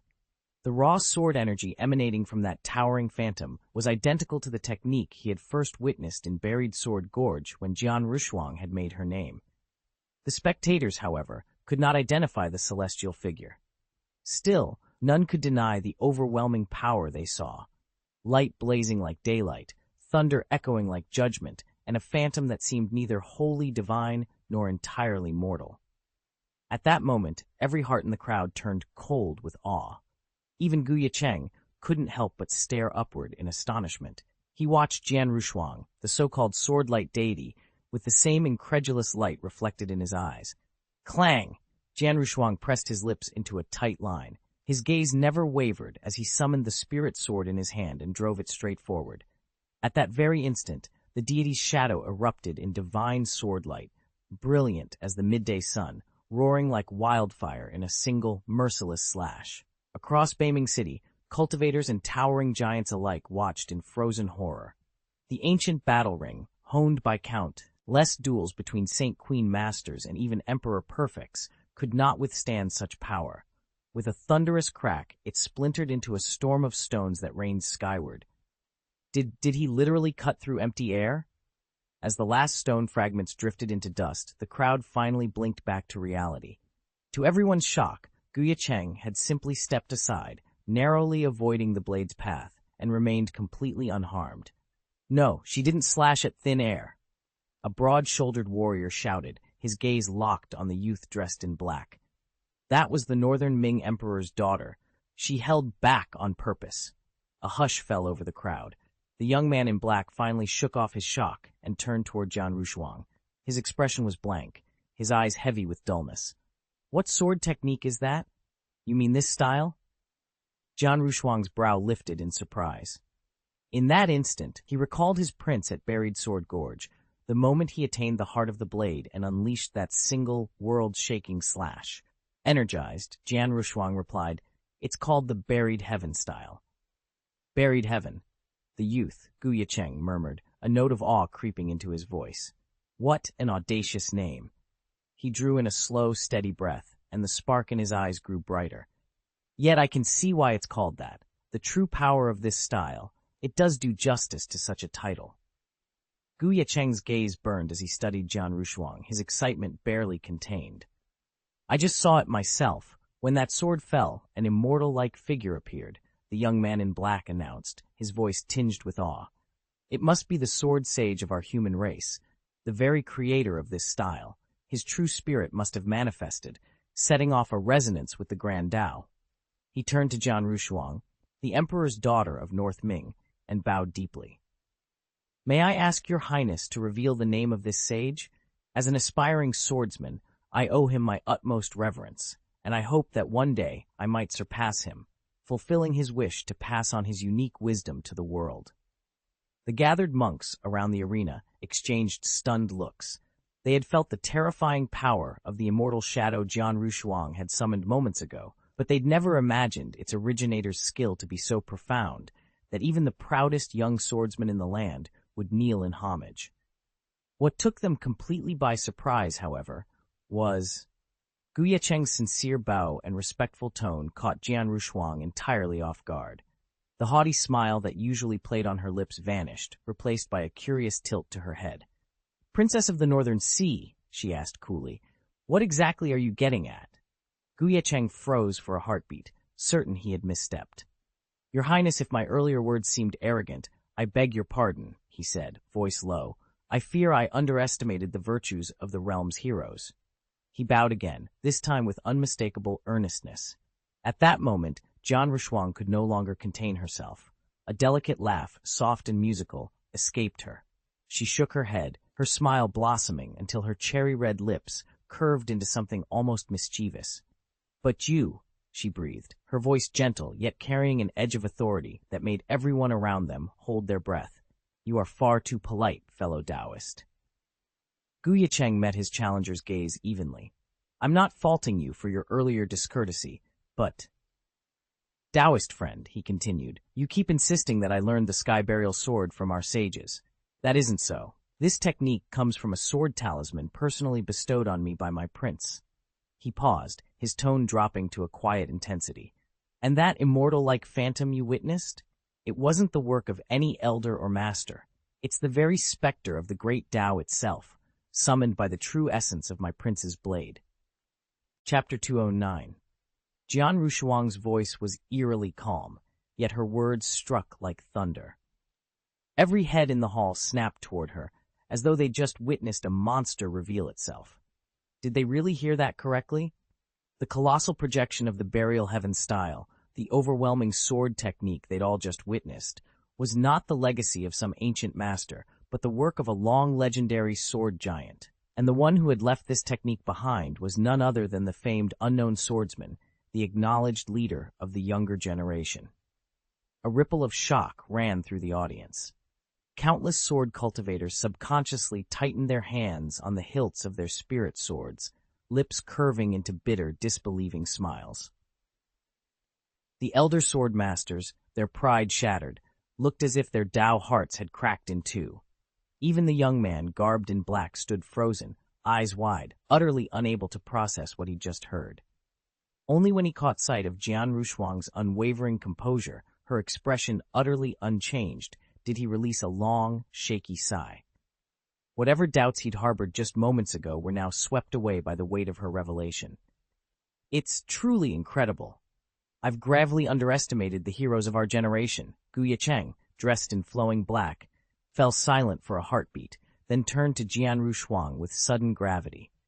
I've always believed my sister to be invincible, surely destined to rule this world.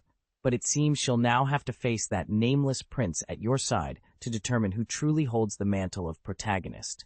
He raised a hand in dismissal. Tell him I don't claim to be his match.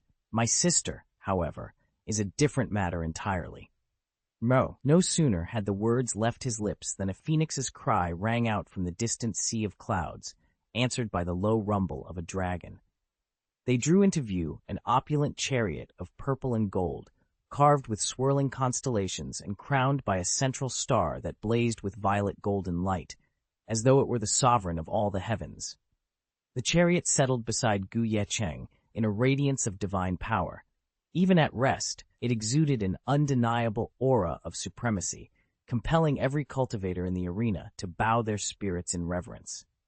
The young prodigies, who had only moments before scoffed at Ye Cheng's unshakable confidence, now found themselves unnerved. After such a resounding defeat, whence came this boundless conviction? You still insist your sister is stronger? As her younger brother, you're no match for Prince Wuming and his retinue. Do you truly believe she could stand against him? What makes you so confident? The assembled elders, veterans of a bygone age, fell silent at that moment. Their eyes widened the instant they saw the purple and gold divine chariot crash to the ground. Pupils constricted with shock, and a flicker of recognition passed through their expressions, as though distant memories had been stirred. Moments later, one of the oldest among them, his voice trembling, finally spoke. Young friend, could this be the Purple Star chariot? In that instant, the venerable elder's tone lost any hint of superiority. He regarded the cloaked youth before him not as a junior, but as an equal. The young man in black, Ye Cheng, lifted a single brow, a faint smile playing on his lips. I never imagined there was another senior who could recognize it. Not bad, Jihaoran declared, sweeping his gaze over the crowd with a proud smile. He dipped into a graceful bow. I am Jihaoran, the current true disciple of the Purple Star Imperial Palace, and my sister, Ji Mingyu, is its reigning princess. He turned back toward Jian Rushuang, and for the first time a flicker of reluctance appeared in his eyes. He wasn't nearly as indifferent to winning or losing as he'd pretended. Fellow Taoist Rushuang, and you, nameless prince behind her, please wait. Once my sister emerges from her retreat, I will return to these 3,000 realms and humbly seek instruction from you both. With that, Jihaoran didn't pause. He summoned the Ziwei chariot, its dragon and phoenix motifs blazing, then soared off into the void. Ha! What a farce! Someone scoffed from the edge of the arena. Purple Star Imperial Palace? Isn't that just another noble sect? Big deal. As Jihaoran's silhouette faded, several young prodigies muttered in anger, annoyance plain on their faces. Around them, veteran masters only shook their heads, amused by the scene. The great masters of the Beiming Imperial sect, who had rushed here on hearing the news, now wore grave expressions. One of their elders cleared his throat and asked, Elder, can you tell us more about the Ziwei Imperial Palace? Jian Rushuang frowned, a sudden chill creeping over her. Something was definitely amiss. She glanced at the Beiming elders, who exchanged self-deprecating smiles before one spoke up. Young princess, You're too new to these old rivalries to know the full story, he said wryly. Ziwei Imperial Palace is no backwater. Alongside the likes of Shushan Tower and Konghai Palace, it once held sway over the entire Nanshuan Divine Continent. More than one of its disciples even ascended to become a sage of the Flying Immortals. Flying Immortal Sage? Gasped Jian Rushuang. Every onlooker, geniuses and veterans alike, turned pale, their eyes growing serious. The Beiming elder's voice grew firmer still. That's not all. Ziwei Imperial Palace guards supreme techniques and arcane powers that embody the very essence of the 3,000 Great Tao. Their legacy is unmatched, and if they choose to make a move, every imperial sect on Nanshuan must take notice. There isn't just one volume. There are dozens, even scores, each detailing unique killing techniques that rank among the top 30 or higher of the 3,000 great magics, Elder Bei Ming declared, voice heavy with pride. By mastering these extraordinary skills, the Ziwei Imperial Palace has produced practitioners capable of slaying saints, even those who have reached the Emperor realm. A murmur rippled through the assembled audience. Saints slain by mere disciples of Ziwei? It was almost unthinkable, and precisely because of these dazzling achievements, the palace had never bothered to rebrand itself as the Holy Church Palace. They wanted every generation of their descendants to remember one truth. Even saints should not underestimate the disciples of Ziwei. As Elder Bei Ming's final words faded into silence, a heavy stillness fell over the hall. Everyone sensed the raw power that must lie buried in those ancestral legacies, power so fearsome it could topple saints. Hearts raced with excitement and yearning at the thought of unearthing such heritage. Yet amid that awe, it was Jian Rushuang who captivated the room's attention most of all. Whispers drifted from group to group. Ziwei is incredibly strong, but how is it possible that their own true disciple, the younger brother of the imperial daughter, fell to Bei Ming's imperial daughter? Those hushed questions carried a note of disbelief. After all, the palace's true disciple was supposed to be invincible, and yet here he was, defeated by Jian Rushuang. In that moment, everyone present understood one thing more clearly than ever. They had seriously underestimated Ziwei Imperial Palace, and even more so, the indomitable might of its rival house. The awe-inspiring legacy and storied history of the Ziwei Imperial Court pressed down on every challenger. Having just witnessed the heaven burial technique taught by Prince Wuming, even Ji Haoran dared to suggest that the Purple Star Emperor's daughter might be his equal in combat.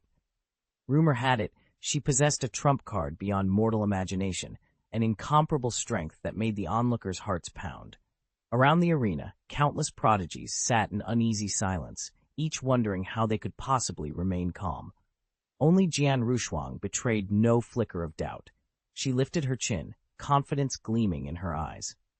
The Purple Star Emperor's daughter? Saints fear nothing, you say. What a grand title, but she'll never stand against His Highness. By the time the clash on the ancient battlefield ended, Jian Rushuang's admiration for Ye Cheng had grown boundless. In her mind, the young prince was fated to dominate the world. No one could touch him, not even a celebrated hero like the Purple Star Emperor's daughter. Meanwhile, far off, in Beiming City, another fierce battle had just reached its conclusion. News of the battle-born Ziwei Palace disciple Ji Haoran and Imperial Princess Ji Mingyue swiftly spread from Beiming City all the way to the Xuanchen continent. At the same time, Ye Cheng arrived in Kangming Royal City. Unbeknownst to him, Gu Qingchen had already led a contingent to the Divine Treasure Cavern just outside the city, the very site of Ye Cheng's birth. When the Kangming Patriarch, who remained behind in the city, learned of the prince's arrival, he and clan head Gu Wanli rushed out to greet him. "Your Highness," Gu Wanli said, bowing low. "Would you care to join us at the cavern and assess the situation?" Although Ye Cheng had only recently broken through into the venerable realm, the awakening of his bloodline had already transformed the fortunes of the Gu family's direct descendants. Especially promising were the younger generation, Gu Qinger, Gu Xier, and Gu Qingcheng, whom Ye Cheng had personally brought to Jianglin City. There, alongside their cousins, they had spent 3 months refining their souls in the Yunsheng furnace. Despite their youth, their progress had been nothing short of astonishing.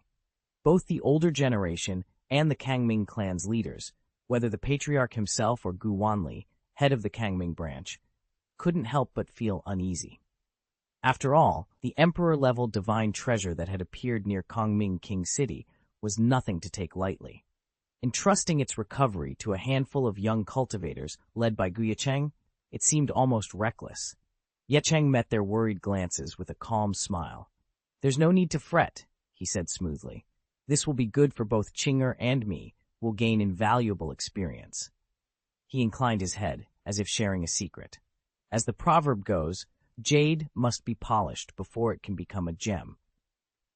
In fact, he'd already sent scouts ahead of time to survey the area around the Divine Vault and confirmed there were no hidden masters who could threaten them. With that cleared, there was no reason to dwell on the details. Let the young prove themselves. Chapter 210, Gu Wanli and Patriarch Kangming exchanged uneasy glances. Their prince seemed unnaturally calm. After a moment's hesitation, they chose to trust him. "All right," Gu Wanli said. "We'll wait here for young Master Qingchen and the others to return." Ye Cheng inclined his head, then waved his hand, signaling them to descend to safety. As they departed, he focused his mind and whispered to himself. In an instant, his divine consciousness shot upward, cutting through the clouds like a streak of silver light. He directed it toward the distant birthplace of the divine treasure, thousands of miles away from Kangming King City. Yet under the sway of Ye Cheng's power, that distance vanished in a heartbeat. This was the fearsome utility of the heavenly refining saint body. Though it lacked some of the chaos body's broad-spectrum enhancements, its amplification of divine consciousness was nothing short of prodigious. What's more, Ye Cheng was no longer the cultivator he'd been. After 3 months of secluded refinement within the holy furnace, he had emerged perfected at the heavenly venerable tier, his divine sight sharper, his speed unmatched. And now, his consciousness was racing toward the very source of the divine treasure, eager to uncover its secrets. Even without tapping into his full killing potential, Ye Cheng's divine thoughts alone were enough to overwhelm any ordinary emperor-level giant. Before long, the mental seal he'd cast slipped over the divine treasure, staking his claim. By now, word of the ancient tomb left behind by the Saint Emperor Hunyuan, once active near Kangming King City, had drawn prodigies from across the land. Not only the geniuses of Qianyu, but remarkable talents from every corner of the 3,000 realms, and even from distant Shenzhou beyond its borders, had gathered here. They stood in the open air, eyes alight with fervent longing as they gazed toward the hidden mausoleum. In the vanguard were several emperor-level masters from the foremost sects of the outer domain. Each had perfected the heavenly emperor stage, their destructive might rivaling that of a god-emperor. Such prowess had already earned them places on the newly published Earth rankings. No easy feat, even if their names clustered around the 80s and 90s. After all, mere inclusion on that list was a mark of true distinction. With hidden sects rising one after another, their true disciples now spread out into the world, each determined to carve out their own legend. And at the center of this gathering storm stood Ye Cheng, ready to vie for the secrets buried within Hunyuan's tomb. The Earth list's prestige has never been higher. Today, earning a spot on its latest rankings means you once stood among the top 50 names, if not higher, in history. Yet the emperors who line up to claim those places hold little interest for Ye Cheng. What does catch his eye is a young man standing almost invisibly among a handful of casual cultivators. At first glance, the youth seems unremarkable, plain features, average height, but his eyes gleam with uncommon sharpness, and his very posture, calm yet charged, hints at a smoldering contempt. He fixes those brilliant eyes on the current strongest heirs of the emperor sect, and though his disdain is masterfully concealed, Ye Cheng senses its edge. On the surface, the cultivator's aura marks him as an early heavenly emperor, no more than a mid-level contender among those awaiting entry to the Hunyuan emperor's tomb. Yet, Ye Cheng detects clever disguises both in his appearance and in the aura he projects. In truth, this seemingly modest youth has already reached the perfected realm of the heavenly emperor. The young man's spiritual power was impressively concentrated, on a level that could rival many of the lesser saint emperors. Gripping the heavenly destiny atlas, Ye Cheng also sensed a formidable current of fortune flowing from him. It wasn't as overwhelming as Ye Cheng's own luck, but it easily measured up to talents like Gu Nishang or Gu Changying, those second-tier prodigies in the Gu clan's younger generation. In this golden age, it wouldn't be an exaggeration to hail him as a future saint. A lucky ox that plays dumb before it tears you apart? How delightfully ironic, Ye Cheng murmured, a mocking curl at the corner of his lips. In the same instant, a faint sliver of divine consciousness slipped from him and settled invisibly on the brooding youth. Yet Ye Cheng held his hand. With luck, this strong, the young man could serve perfectly as a whetstone for his own son. Would there be unforeseen mishaps? Perhaps, but even this fellow's extraordinary fortune fell far short of Gu Qingchen's. His raw power? Don't even mention it. Compared to Gu Qingchen, the gloomy youth was in a completely different league. Ye Cheng's lips curved into a faint, cold smile. Even if something went wrong, his divine consciousness seal would let him rend the void at a moment's notice. He could appear beside this so-called great fortune boy and end him without ceremony. "I'd better not be disappointed," he murmured under his breath. "If your strength isn't up to the task, if you can't even hone Qingchen properly, there'll be no mercy for you." With a flick of his hand, he drew back his divine mark and slipped it away. Near the tomb where the Hunyuan Emperor was about to be reborn, Luoxuan crouched among the ordinary cultivators, eyes fixed on the ancient sarcophagus sealed by runes of power. Suddenly his heart lurched, an inexplicable thrum deep in his chest, but almost before he could react, the feeling evaporated. "What on earth was that?" he whispered to himself, bewildered. "Did I just imagine it?" Instinctively, he clutched at his chest and swept his gaze over the milling crowd, searching for any sign of the source. There was nothing. No one staring at him, no hidden cultivator cloaked in false qi. Cheating himself for his nerves, he relaxed his grip and forced a small shake of his head. He was under a lot of pressure lately. Perhaps his senses were simply overtaxed. Still, the chill that had stolen through him moments ago refused to vanish completely. Ye Cheng pressed on, but his heart still raced. Just before he reached Qianyu, he'd received startling news. Ji Haoran, the Ziwei Imperial Palace's first true disciple, second in rank only to the Ziwei Imperial daughter herself, had been bested by Jian Rushuang in the 3,000 realms. This revelation threw him into even greater turmoil. Everyone knew the Ji twins, Ji Mingyu and Ji Haoran, were destined to become the brightest stars of the coming Golden Age. Ji Mingyu, in particular, was celebrated for her astonishing talent and her string of unprecedented achievements. In this era teeming with rising prodigies, she was already counted among the Phaetian elites, trailing only a handful of immortals.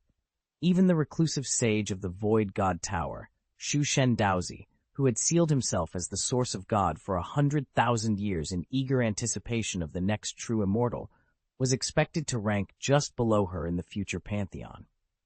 Together, Ji Mingyue, Ji Haoran, and Jian Rushuang were leading the charge in a new age of heroes. Every ambitious cultivator in the realm could only look up to them and wonder what new heights they would scale next. Luoxuan could hardly believe her ears. Her own brother actually thought that Ye Cheng, the nameless prince who had emerged from the 3,000 realms, was worthy of being matched against the Ziwei Emperor's daughter, and that only by pitting them in combat could anyone judge who was truly superior. What a joke! Just then, at the entrance to the Hunyuan Emperor's tomb, the vast formation bar that had sealed it for ages began to give way. Crack! A thunderous crack split the air. Under the eager gazes of countless prodigies, the protective formation, 3,600 interlocking forbidden arrays, crumbled in an instant.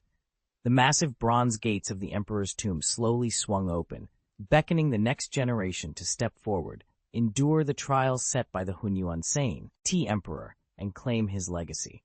The Hunyuan Saint Emperor himself had risen from the 3,000 realms, a colossus whose rule over Shenzhou spanned more than 30,000 years. His martial might was celebrated even by the saints of his era, and now, at last, his test awaited those brave enough to enter. They whispered among themselves, if only it weren't for the era's restrictions, heaven and earth themselves wouldn't have allowed so few saints to appear. His talent was destined for sainthood. True, he never officially became a saint, another chimed in. But throughout his life, the Hunyuan Saint Emperor was never bested. In his own realm, he was invincible. With those twin Hunyuan heavenly swords at his side, who knows how many powerful foes he slew. As the gathered geniuses relived the legend of the Holy Emperor Hunyuan, their eyes gleamed with excitement. They surged forward toward the tomb's grand entrance. Sandwiched in the crowd, Luo Xuan recalled the imperial guards birthed from that very sarcophagus in his past life, and his pulse quickened. Young Master Ye Cheng, a young woman, called out graciously, "Please allow my sister and me to walk ahead. As your attendants, it's our honor to lead the way. We couldn't possibly let you go first." Luo Xuan tensed at the mention of young Master Ye Cheng. Up ahead, the young man and woman spoke with such pride, as if escorting the illustrious Ye Cheng were the highest privilege of all. Luo Xuan turned his head and nearly laughed out loud. He had assumed that young Master Ye Cheng was some great dignitary. But here he stood, no more than 7 or 8 years old, surrounded by a handful of boys and girls and a single purple-robed youth, all racing toward the tomb of the Hunyuan Emperor. To Luo Xuan, there was nothing intimidating about them, especially not that little boy at the front. A child like that, daring to break into the Emperor's burial chamber? Ridiculous. They really don't know when to keep their heads down, he muttered under his breath. He shook his head, a sneer creeping into his lips. Drawing on memories from his previous life, Luo Xuan intended to barge in first, claim the Hunyuan Emperor's guardian soldiers, and secure every treasure before anyone else could get close. He quickened his pace, eager to reach the ancient bronze gates. But just as he approached the entrance, a thunderous roar shattered the silence. Above the bronze portals, more than a dozen rivulets of divine energy rained down like blazing meteors. Brilliant shafts of light crisscrossed the air, sweeping outward in all directions, sealing the tomb in an impenetrable barrier. Luo Xuan skidded to a halt, his triumphant grin freezing on his face. Several cultivators, both casual practitioners and promising prodigies, had been caught completely off guard.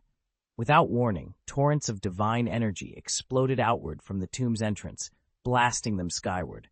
They coughed up blood in midair before crashing dozens of feet away, utterly defeated.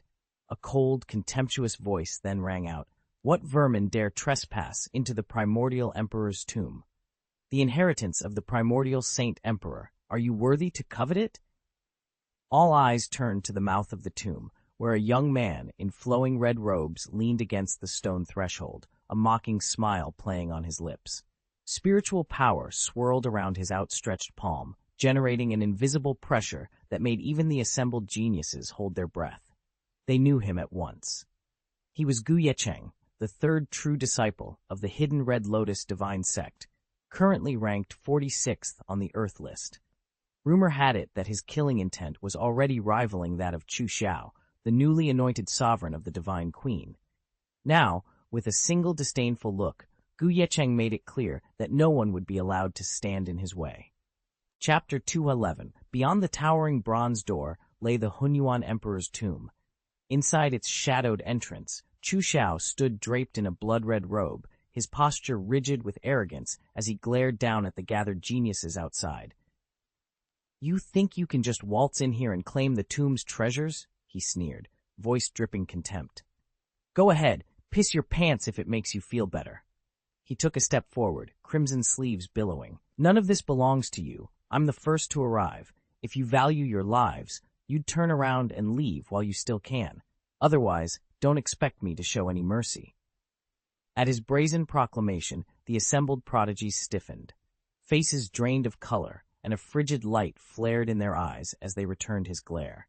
Yet none could deny Chu Xiao's cunning timing. By decree of the Hunyuan Saint Emperor, only those under 100 years of age were permitted entry into the tomb, and Chu Xiao, boasting direct tutelage under the Hunyuan Saint Emperor himself, was the one exception present. Among all the prodigies gathered here today, even those backed by powerful clan or sect elders stronger than Ye Cheng, no one dared force him from his post. After all, he'd brazenly blocked the entrance to the Hunyuan Emperor's tomb, a move that clearly meant he had secret protection from the Chilean sect senior generation. Even if they waited him out, it would be impossible to wrest the Hunyuan Saint Emperor's inheritance away from Chilean's true disciples. Unbelievable. The Chilean divine sect has the nerve to pull off a heist like this? A talented young man from the Xianyu faction burst out, indignation cracking his voice. Ye Cheng's lip curled in amusement. Robbery? Come on, what did I steal from you? I'm simply standing guard here. If you think you're strong enough to challenge me, go on, step forward, enter the tomb, and seize the Emperor's legacy. Or would you prefer I throw you out first? The Xianyu prodigy froze, pride welling up in his throat so fiercely he couldn't respond. Luo Xuan, standing nearby, knit his brows in uneasy silence. Ye Cheng could have disposed of Chu Xiao with ease, but any open display of force would shatter his carefully crafted disguise. He'd already revealed enough of his prowess to cement his newfound reputation as the chief prince of the Black and White Palace, an identity he'd invented solely for this mission, to slip in, steal the Emperor's weapon, and slip back out without alerting gods, ghosts, or the palace's most powerful sect elders. And yet, here was Chu Xiao, standing defiantly before the bronze gate and throwing Ye Cheng's plan into disarray. Ye Cheng ground his teeth, a cold light flaring in his eyes. Chu Xiao, isn't it? He said softly. You certainly know how to make trouble. Among all the prodigies gathered in the palace, a handful might rival Chu Xiao's talents, but none had ever dared to physically block the inner gate like this. Never before had Ye Cheng met an opponent bold enough to halt his advance. He forced himself to remain calm, though murderous intent burned beneath his calm exterior. Very well, he thought, if you insist on standing in my way, you won't live to see another sunrise. Luo Xuan's scheme to slip into the Hunyuan Emperor's tomb disguised as a casual cultivator and spirit away the Emperor's legendary weapons was always doomed to fail. Entry required revealing your true identity. No wonder Luo Xuan nursed a burning grudge against Ye Cheng. Just as he was about to make his move, a clear, icy voice cut through the murmurs. Defeat me, and you win the right to enter the Emperor's tomb. Am I wrong? Startled, Luo Xuan and the gathered crowd of everyday cultivators and rising geniuses all swung around to face the speaker. When they recognized her and the small team at her back, suppressed laughter rippled through the onlookers. Luo Xuan himself curled his lip in derision. This was the odd troop led by the 7- or 8-year-old prodigy he'd encountered before. Before the grand entrance of the Hunyuan Emperor's tomb, Ye Cheng met the girl's challenge with a look of pure contempt. He released his sword casually, squared his shoulders, and offered a confident, disdainful nod. Yes, if any of you can defeat me, I'll let you pass. Yes, I'll even let those brats trailing behind you come in with you. The challenger called out, her tone dripping with contempt. Miss Chinger, don't be hasty, Chu Xiao warned, her voice tense. At Chu Xiao's words, Gu Chinger's eyes flared with fighting spirit. Beside her, Yunfeng and Yungqian, brother and sister disciples from Tianshu Pavilion, went pale and instinctively reached out to restrain her. Gu Chinger was one of the 5 heirs of the Gu family. Herself, her sister Gu Nishang, her brother Gu Yecheng, and their cousins Gu Wangshuan and Gu Qingchen. Together they had ventured to the Hunyuan Emperor's tomb. Word of their arrival prompted Tianshu Pavilion to send 2 Saint Realm deputy pavilion masters, along with the very disciples Qiang and Yunxiao had trained, Yunfeng and Yungqian. Though not as innately gifted as the Emperor sect's scions, the 2 siblings had cultivated their talents over 27 years. With the dawn of the Golden Age, their powers had surged, and both now stood solidly in the mid-Emperor stage, their killing prowess rivaling that of many god-emperor titans. Once the Yun siblings learned that their mission was to escort and protect their pavilion master's rightful heir, they could hardly contain their excitement. As core disciples of Tianshu Pavilion, they had spent years in secluded training within the pavilion's secret inheritance realm. Only upon emerging did they hear tales from their master about the legendary deeds of the newly appointed pavilion master, Ye Cheng, especially the spine-tingling account of how he slew a powerful demon with a single swing of his sword on the ancient battlefield. Though none of them had met him in person, they felt an almost fanatical devotion to him. Now, standing at the threshold of the Hunyuan Emperor's tomb, Every one of them was prepared to lay down their lives to ensure Ye Cheng and the other descendants reached safety. But just as they finalized their protective formation, Chu Xiao suddenly leapt into the fray, obliterating not only Luo Xuan's carefully laid trap, but also the Yun siblings' meticulously planned defense. If we unleash Master's secret ace now, we might just stand a chance against Chu Xiao, Ye Cheng said coolly. But once it's gone, if we run into trouble deeper in the Emperor's tomb, even if we throw our lives on the line, we won't be able to protect young Master Ye Cheng and the others. The Yun siblings tensed at his words.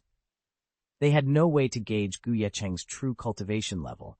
Descendants of the Pavilion Master often concealed their qi, but they weren't surprised. At his age, with such innate talent, he could well rival the Emperor-level experts. Yet even that might fall short against someone like Chu Xiao.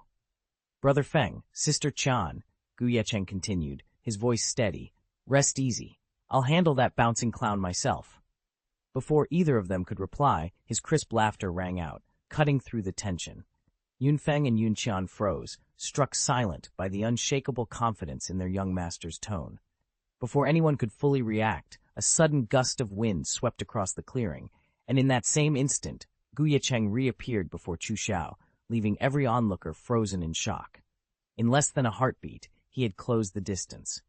Chu Xiao's eyes flashed with icy contempt. "Someone's eager for death, are you?" he snarled. Without another word, he thrust his palms forward. Brilliant scarlet flames, supreme true fire, burst into being around his hands. The conflagration spiraled upward, painting half the sky blood red as it roared toward Ye Cheng. That overwhelming aura of destruction sent a chill through every bystander. Scattered cultivators and tournament prodigies alike involuntarily stepped back, and even the clandestine giants, lurking at the edge, the contest grounds, each guarding their own clan's interests, could only stare, hearts pounding. Rumors flew among them in frantic whispers. Could that possibly be the Red Lotus Dao Fire? One of the legendary supreme true fires, powerful enough to incinerate emperors? That direct disciple of the Red Snake Divine Sect actually wields such a weapon? A sudden chill ran through the assembly of giants. Moments later, a few of the elders exchanged cautious glances. "No, that isn't the genuine Red Lotus Dao Fire," one of them corrected. "It's only the evolved spiritual manifestation of Ye Cheng's power. It reproduces the fire's appearance, but lacks its Dao resonance." Despite their explanation, awe still flickered in every voice. If even the formless spiritual energy of a true disciple could be refined into the Red Lotus Dao Fire, then Ye Cheng's potential was staggering. Once he ascends through the Saint Venerable and Dao Venerable ranks, and ultimately breaks into the Emperor realm, his own spirit will spontaneously condense the actual Red Lotus Dao Fire. In effect, he'll carry an imperial-grade weapon sanctioned by his sect, placing him light years ahead of his contemporaries. "Is this the immortal sect's true horror?" another whispered. "Are all authentic transmission techniques really this formidable?" A deep, astonished murmur rippled through the crowd. Even the greatest prodigies of the Qian domain, and still more from the far reaches of the 3,000 realms, could scarcely believe their eyes as they watched Chu Xiao overhead, drawing in the roaring divine flames of the Red Lotus Dao Fire. Below him, Ye Cheng's body seemed to vanish within the inferno, surrounded by a blaze so fierce it warped the very air. Awe and dread mingled on every face. Then, from the heart of that living sea of fire, came a sound like waves crashing against rocks, a low, urgent roar that froze spectators mid-breath. Before anyone could react, a streak of rainbow-hued spiritual light tore through the flames. Ye Cheng emerged at its head, untouched by the inferno, landing nimbly on the swirling fire with the grace of a dancer. In the blink of an eye, he had closed the distance to Chu Xiao. With a single fluid motion, Ye Cheng lifted both bare hands and slammed them together. A brilliant seal of spiritual energy exploded outward. The once proud sect master, who had moments before looked down on all lesser opponents with disdain, didn't even have the chance to cry out. That crackling shockwave struck him squarely in the chest, hurling him back as if he were no more than a discarded doll. He hit the ground with a sickening thud, unmoving, beaten helplessly, like some broken hound. Not a soul stirred. Even the roaring fire seemed to hush, as if stunned by what they had just witnessed. Ye Cheng stood silently before the fallen master, his calm eyes revealing neither triumph nor malice, only the unshakable mastery of a man who had just turned the tide of battle in a single, breathtaking moment. Ye Cheng was blasted out of the Hunyuan Emperor's tomb, blood gushing from his mouth. He landed hard in the dust just outside the entrance and immediately slipped into unconsciousness. Defeated? I've been defeated, he gasped internally before darkness claimed him. Chapter 212. A hush fell over the foot of the Hunyuan Emperor's tomb. No one dared breathe as Ye Cheng stood firm at the entrance, his hand extended in silent invitation to Gu Qingchen and the others. The assembled cultivators watched, slack-jawed, until the last of them slipped through the gateway and vanished into the tomb's depths. Only then did the onlookers stir, glancing down at Chu Xiao, who lay sprawled on the stone floor. He struggled to his feet but collapsed again, his chance to compete for the next Hunyuan Emperor's mantle gone for good. Scattered throughout the assembly, cultivators and young geniuses blinked in disbelief. What they had seen was no illusion. The sect's celebrated hidden prodigy, revered, imperturbable, undefeated, had been utterly shattered by this once unknown youth, Ye Cheng. Faces went pale, murmurs rippled through the crowd, and for a moment no one spoke. It can't be real, someone finally breathed. Even Luo Xuan's composure faltered. He stared toward the tomb's yawning entrance, suspicion darkening his gaze. Then he drew a steadying breath. In the boundless tapestry of the 3,000 realms, surprises were endless, and this startling revelation would merely become another thread woven into destiny's grand design. Luo Xuan watched from the shadows, unconcerned. Though Qinger had proven herself strong by defeating Chu Xiao, to him that meant very little. His own power far surpassed Chu Xiao's. Unexpected, he murmured, but hardly enough to trouble me. With that, he vanished in a flash and slipped into the Hunyuan Emperor's tomb. Words and schemes were useless here. His only goal was to claim the Emperor's legendary weapon before anyone else could. Inside the ancient mausoleum, Luo Xuan moved swiftly, guided by the hazy recollections of his past life. Every corridor, trap, and hidden chamber sprang to life in his mind, and he hunted through them with single-minded determination. Behind him, Ye Cheng strolled at a more relaxed pace, accompanied by the Yun siblings, Qinger, and their companions. There was only one way in and out of the tomb, and Chu Xiao, the blind guardian, had insisted on blocking that single exit, determined to bar all comers from stealing his chance at the imperial weapon.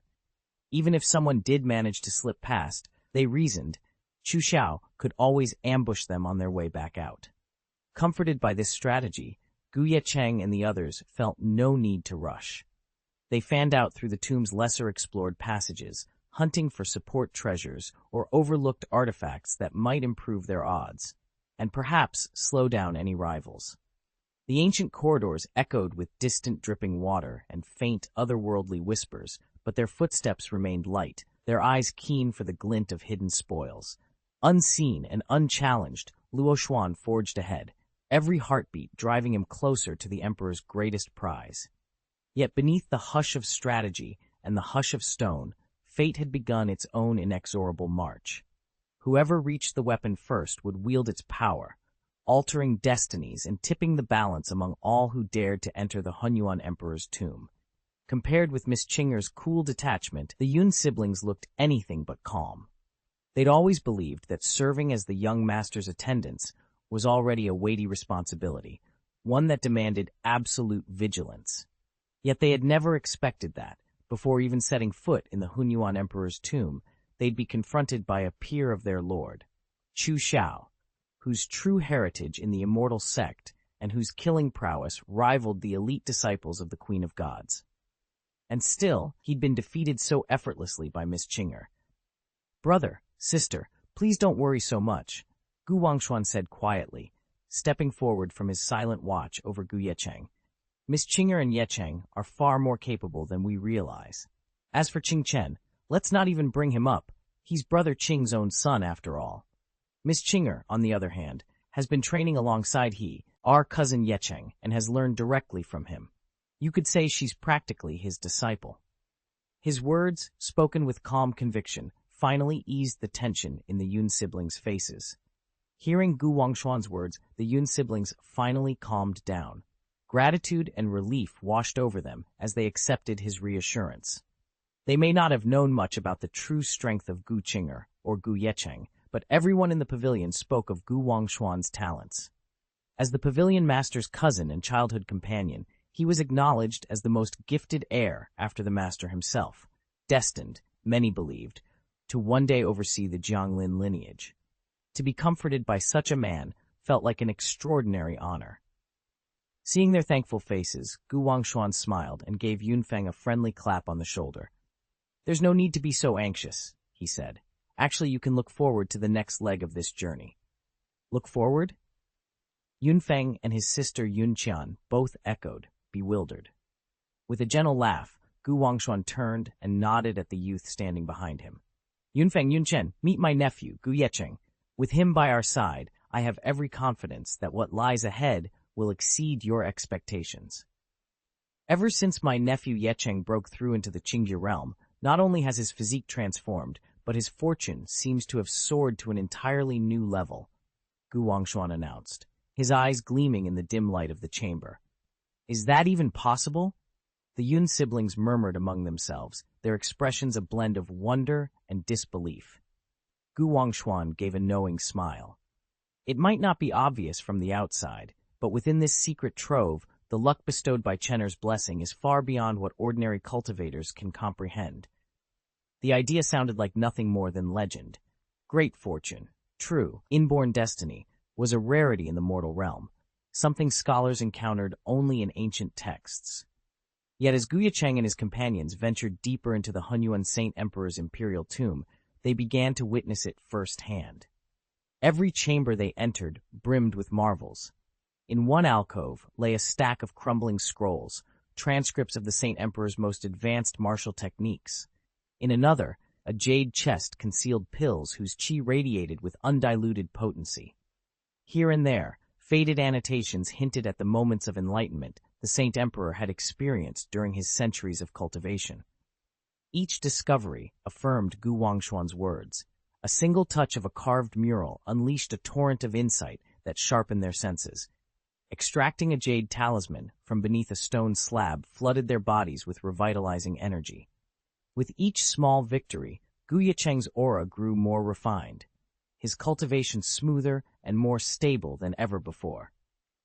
The Yun siblings watched in astonishment as opportunity after opportunity fell into Gu Ye Cheng's hands, as though fate itself had been rewritten in his favor. By the time they reached the tomb's innermost sanctum, it was clear. The blessing of Chenner, combined with the Hunyuan Saint Emperor's hidden legacies, had elevated Gu Ye Cheng's luck to a plane far beyond that of any ordinary cultivator. In that moment, they understood the true extent of his inheritance. It was not simply a cache of priceless treasures, but a destiny meticulously crafted by time and legend, one that only Gu Ye Cheng, blessed by both bloodline and fortune, could claim. Gu Ye Cheng and his companions had uncovered one marvel after another, a single vial of supreme god pill, painstakingly refined by the Saint Emperor himself, unparalleled treasures meant for sacrificing divine weapons, or even to reinforce the offerings of imperial armaments. Each discovery was so priceless, it would send both the Saint Venerable and the Tao Venerable into a frenzy. What's more, every opportunity enticing enough to sway an emperor-level powerhouse had come to light under Gu Ye Cheng's watch, one after another, leaving the Yun siblings utterly sped, eckless. And it wasn't just the Yuns. By the time word reached Gu Wangshuan, the very man who had first tipped them off, he too stood stunned. He'd always known his nephew had extraordinary luck, but never to this degree.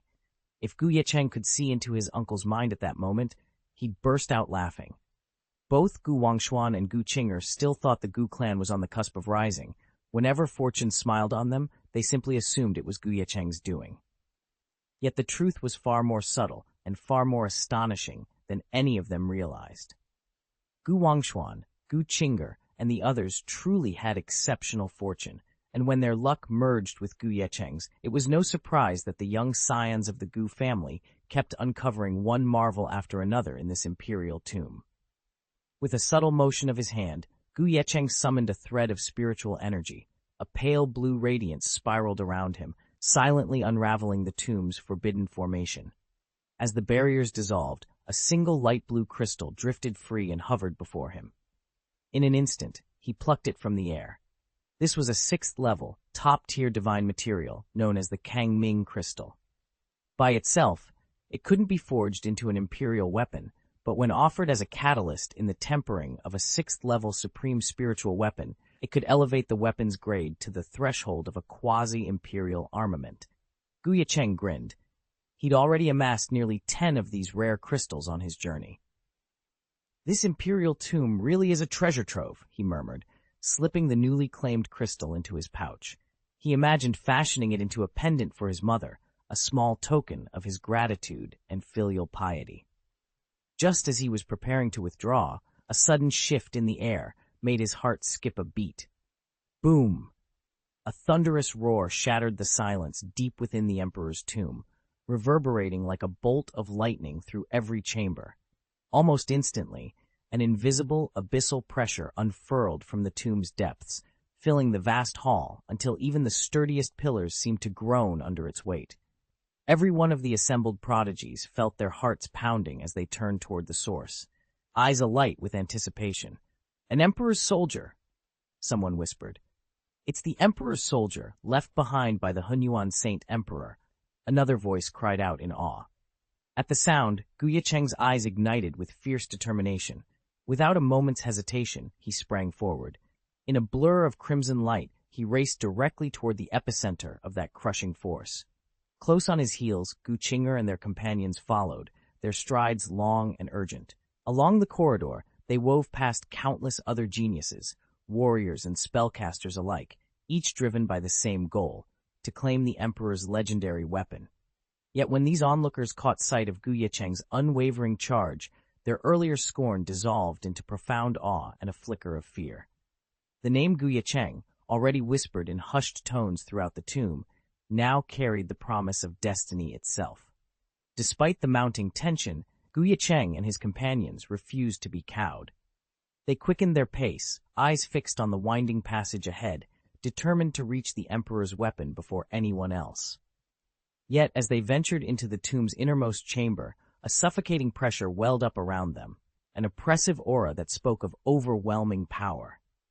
It wasn't only the rival Xianxia from every domain who faltered. Even Ye Cheng's group came to an abrupt halt. Before them stood a colossal temple hewn from midnight black stone, its soaring spires throbbing with an ancient, almost sentient energy. Every footstep echoed like a drumbeat of destiny. Ye Cheng exchanged stunned glances with his comrades. None could hide their astonishment as the weight of the moment settled upon them. At last he whispered, This is a truly unexpected turn." Chapter 213. A brilliant youth in the crowd narrowed his eyes, his whisper trembling with disbelief and dread. At the edge of the clearing, before the grand palace where the imperial weapon was forged, a tall young man clad in green stood motionless, his presence as cold and unyielding as mountain ice. Around him crouched several famed heirs of the imperial bloodline, stalwart names from the Earth ranking list, and a handful of hidden prodigies who'd slipped in disguise among the cultivators, all hoping to spirit away the weapon unnoticed. Now their masks lay torn away. Their auras were drained, their faces ghostly pale, and dark streaks of blood stained the ground at their feet. They had clearly been overpowered by the green-robed youth. The chief of the Black and White Dao Palace, 20th on the New Earth list, Luo Xuan. He actually came here too. A ripple of shock passed through the assembly. Faces blanched and hearts plummeted to their stomachs. Their eyes, which had at first blazed with excitement at the sight of the imperial soldiers, had now dimmed, not from fear, but from utter astonishment. Luo Xuan was simply too powerful. Unknown for 20 years, he had suddenly burst onto the scene with the dawn of the Golden Age, unleashing a killing prowess unrivaled in living memory. In barely a month's time, he'd slain the former chief Taoist of the Black and White Taoist Palace, toppled several hidden prodigies, and secured the 20th spot on the Earth list. Yet as onlookers watched him dispatch one master after another, it became painfully clear that even that lofty rank underestimated his true might. "They call him the first true disciple of the Yuxiao Great Sect," someone murmured. The young lord of the Southern Heavens Emperor sect, the direct-line genius of the ancient Ziyang clan, Luo Xuan. Caught amid the fallen geniuses at his feet, the crowd recoiled in awe. But Luo Xuan felt no pride, only a white-hot fury building in his chest. How he longed for a real challenge, someone bold enough to dare stand before him and draw his blade. Luo Ye Cheng's fists curled so tightly, his knuckles whitened. He should have relied on his memories of a past life, quietly amassing strength, biding his time, then making his move when the moment was right. 20 years of meticulous planning would have carried him to the threshold of ascendancy. Even if he hadn't yet claimed his fairy maiden, his golden age was within reach. All he needed was to infiltrate the sect's armory, seize the Emperor-forged weapon, and everything would fall into place. Yet fate never cooperates so neatly. One unexpected obstacle after another had arisen, and those insufferable prodigies had goaded him into playing his trump cards too soon, prematurely revealing the depths of his power. Even if he walked away with the Imperial weapon today, resuming his quiet accumulation of strength would be almost impossible. How could he possibly be satisfied with such a chaotic outcome? All of this is your fault, he thought, his gaze turning icily cold. With that, Luo Ye Cheng stepped forward, positioning himself between his rival and the palace that housed the legendary weapon. The warding seals over the chamber hadn't fully dissolved. They would only lift when the last wisp of incense burned away, so he had no choice but to wait. But having already let a trace of his true power slip free, he had no intention of hiding his might any longer. Luo Xuan's eyes flicked over the assembled prodigies, his tone icy and laced with menace. These imperial weapons belong to me now. If any of you object, step forward and meet your death. At his words, a thunderous boom rolled across the clearing. The malevolent spirit hovering behind him, once wispy and formless, coalesced into a vast, oppressive presence, like a mountain crushing the earth or a tidal wave about to break. Instantly, the geniuses before him staggered, the weight of that aura squeezing the air from their lungs. Such power! Even a Saint Emperor would struggle against this, one whispered, trembling. The chief of the Black and White Dao Palace has concealed himself far too deeply, another muttered, eyes wide with fear. Greed and the fierce determination they'd carried just moments ago drained from their faces. This was a battle none dared fight. Then, cutting through the stunned silence, came a clear, commanding voice from the crowd. Every head snapped around, jaws dropping in unison. There stood Ye Cheng, calm and unreadable. In that instant, the air crackled with shock as every onlooker realized who had just spoken. You're aiming for our sect's imperial artifact? Very well. But first, you'll have to get past me, this young master. With that, Ye Cheng stepped forward from the throng and took his place at the front of the ceremonial hall. Though small in stature, his face was calm and resolute as he addressed the fearsome Luo Xuan directly. In former days, such apparent folly might have drawn knowing smiles from the assembled prodigies. After all, what genius worth their salt would underestimate a seasoned expert like Luo Xuan? Yet today, no one smiled. A tense hush fell over the crowd as they watched the seemingly delicate youth confront the deadly cultivator. Some of the female disciples, alarmed, called out, begging him to reconsider. But Ye Cheng stood unmoved. He lifted his chin and met Luo Xuan's steely gaze head-on. I need your permission before I can claim the Emperor's artifact, he declared, every syllable deliberate. Luo Xuan's eyes flickered with murderous intent, an intention so vivid it could almost be felt. Since the beginning of the trials, one unforeseen variable after another had emerged to challenge her, and now Ye Cheng had revealed himself as the latest and most perplexing of them all. Although Ye Cheng wasn't Gu Qinger himself, the deference she showed him made their bond obvious. Luo Xuan narrowed his eyes. Very well. If there's a variable in play, I'll eliminate it and set my mind at ease. With that, he made no further pretense. Boom. He thrust a hand forward, and the vast reservoir of spiritual energy in his dantian surged outward like a tidal wave. Under his command, a shimmering black and white fish talisman coalesced in midair. With a sharp crackle, it shot straight toward Ye Cheng. They say the black and white Taoist palace's secret arts embody the very essence of life and death's grand Tao. Luo Xuan announced triumphantly. This little brat doesn't stand a chance. A ripple of anticipation ran through the female cultivators watching nearby. Many turned away, convinced Ye Cheng was about to meet a miserable end. Yet as the deadly fish talisman plummeted toward him, Ye Cheng's gaze remained unflinching. Instead of shrinking back, his spirit flared brightly. Eyes blazing, he unleashed a long, defiant roar that echoed across the courtyard. Boom! A wave of majestic spiritual power erupted from Ye Cheng, rippling outward in a dazzling display of energy. Spiritual flames and divine fires, rich with boundless vitality, swirled around him like a living halo.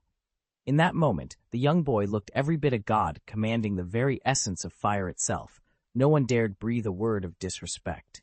Yet even more astonishing to the gathered Tianjiao was Ye Cheng's cultivation level. They had already been stunned when Luo Xuan rose to the perfected emperor realm, but now this child, barely 7 or 8 years old, had himself broken through to divine emperor realm. A boy under 10, a world-shaking prodigy. Chapter 214. Shock washed over everyone in the hall. The assembled geniuses stood rooted to the spot, eyes fixed on Ye Cheng in stunned disbelief. Even Luo Xuan felt the crushing weight of power radiating from this boy under 10 years old, an actual divine emperor titan. It was inconceivable that someone of such renown in his past life could have remained hidden. Had Jian Rushuang returned, or the mysterious, nameless swordsman of legend? As Ye Cheng advanced, Luo Xuan's heart pounded in his chest. He could feel his plans unraveling. A variable, he whispered hoarsely. No, these 3,000 realms themselves are the greatest variable. Panic surged through him. He shouldn't have come for the Hunyuan Saint Emperor's inheritance, not without thorough preparation. Bang! A thunderous roar erupted before him, jolting Luo Xuan back to full awareness. When Luo Xuan took a second look, he realized the black and white fish talisman he'd unleashed moments ago had been shattered by Ye Cheng's fist, erupting into 1,000 scintillating shards of spirit light. Ye Cheng didn't give him a chance to recover. His eyes blazed with defiance as he stepped forward. "Don't flatter yourself," he snarled. "You think such a pitiful trick can bind me?" Hatred coiled in Ye Cheng's chest. He had always despised Luo Xuan's smug arrogance, as if everyone around him were nothing but pieces on a board. Now Luo Xuan dared to seize the imperial weapon and lord it over the entire realm? Unthinkable. He clenched his fists, knuckles whitening. "You insolent brat," he spat. "If it's death you crave, I'll gladly grant your wish." Luo Xuan's expression hardened. A cold, predatory gleam flickered in his eyes. Reborn with the memories of a past life, he had vowed to calculate every variable and seize every opportunity, eliminate any obstacle in his path. "Very well," he murmured, his aura darkening like a brewing storm. "If it's a duel to the death you want, then let this world witness your end." With that, the two cultivators lunged at each other, killing intent crackling between them like lightning. Ye Cheng's resolve crystallized in that moment. First, they would fell the beast before them, scatter the imperial soldiers, and make their escape from the 3,000 realms. Only afterward could they pause, regroup, and carry out the grand strategy he'd sketched in his mind. With the advantage of memories from his previous life, he knew that calm, deliberate action, trampling every unpredictable foe underfoot, subduing them one by one, would secure their victory. At that very instant, Luo Xuan's lingering doubts vanished. He unleashed a thunderous roar that rattled the air. In his left hand gleamed the yin talisman, in his right, the yang. With deliberate focus, he activated the ancient seal of yin-yang. A torrent of spiritual power spiraled outward, converging into twin vortices of jet black and pearl white qi. Under the awestruck eyes of the assembled geniuses, those swirling energies coalesced into two immense dragon phantoms, one dark as midnight, the other bright as moonlight, each easily 1,000 feet from snout to tail. The twin dragons pulsed with an aura so profound it seemed to embody heaven and earth's primal balance. Slowly, they draped themselves across the sky like a divine scroll, an ethereal masterpiece of yin meeting yang. Then, with a cataclysmic boom, the scroll of twin dragons descended. Tendrils of spiritual energy from every corner of the battlefield were drawn in, as if the very life force of the 3,000 realms were being siphoned straight into that scroll. In an instant, the ambient qi around Ye Cheng and Luo Xuan was drained away, sealed forever within the black and white tapestry of the twin dragons. Martial artists who reach the Emperor realm, like Luo Xuan and Ye Cheng, depend on the great currents of heaven and earth to amplify their strength. At this level, they can resonate with the world's spiritual energy, transforming it into a devastating weapon against their foes. Naturally, the fiercest among them vie to claim ever more of that power. Up to now, Luo Xuan had managed to keep Ye Cheng subdued using sealing spells and arcane tricks. But in this crucial moment, Ye Cheng unleashed his true prowess. With a single, commanding gesture, he swept the entire battlefield clear of Luo Xuan's magical wards. Then, as if drawing breath, he absorbed every ounce of spiritual energy within a 10,000-foot radius, bending it utterly to his will. A hush fell over the assembled geniuses. None could deny what they were witnessing. Ye Cheng had seized complete control of the world's spiritual flow, and with it, the decisive advantage in their clash. Countless onlookers stiffened, their excitement curdling into shock. "Is that the chief of the black and white Taoist palace?" someone whispered. "He's terrifying." "He just unleashed the black and white Genshi diagram," another voice added, trembling. "That's the third-ranked killing technique of the Xuanji great magical power.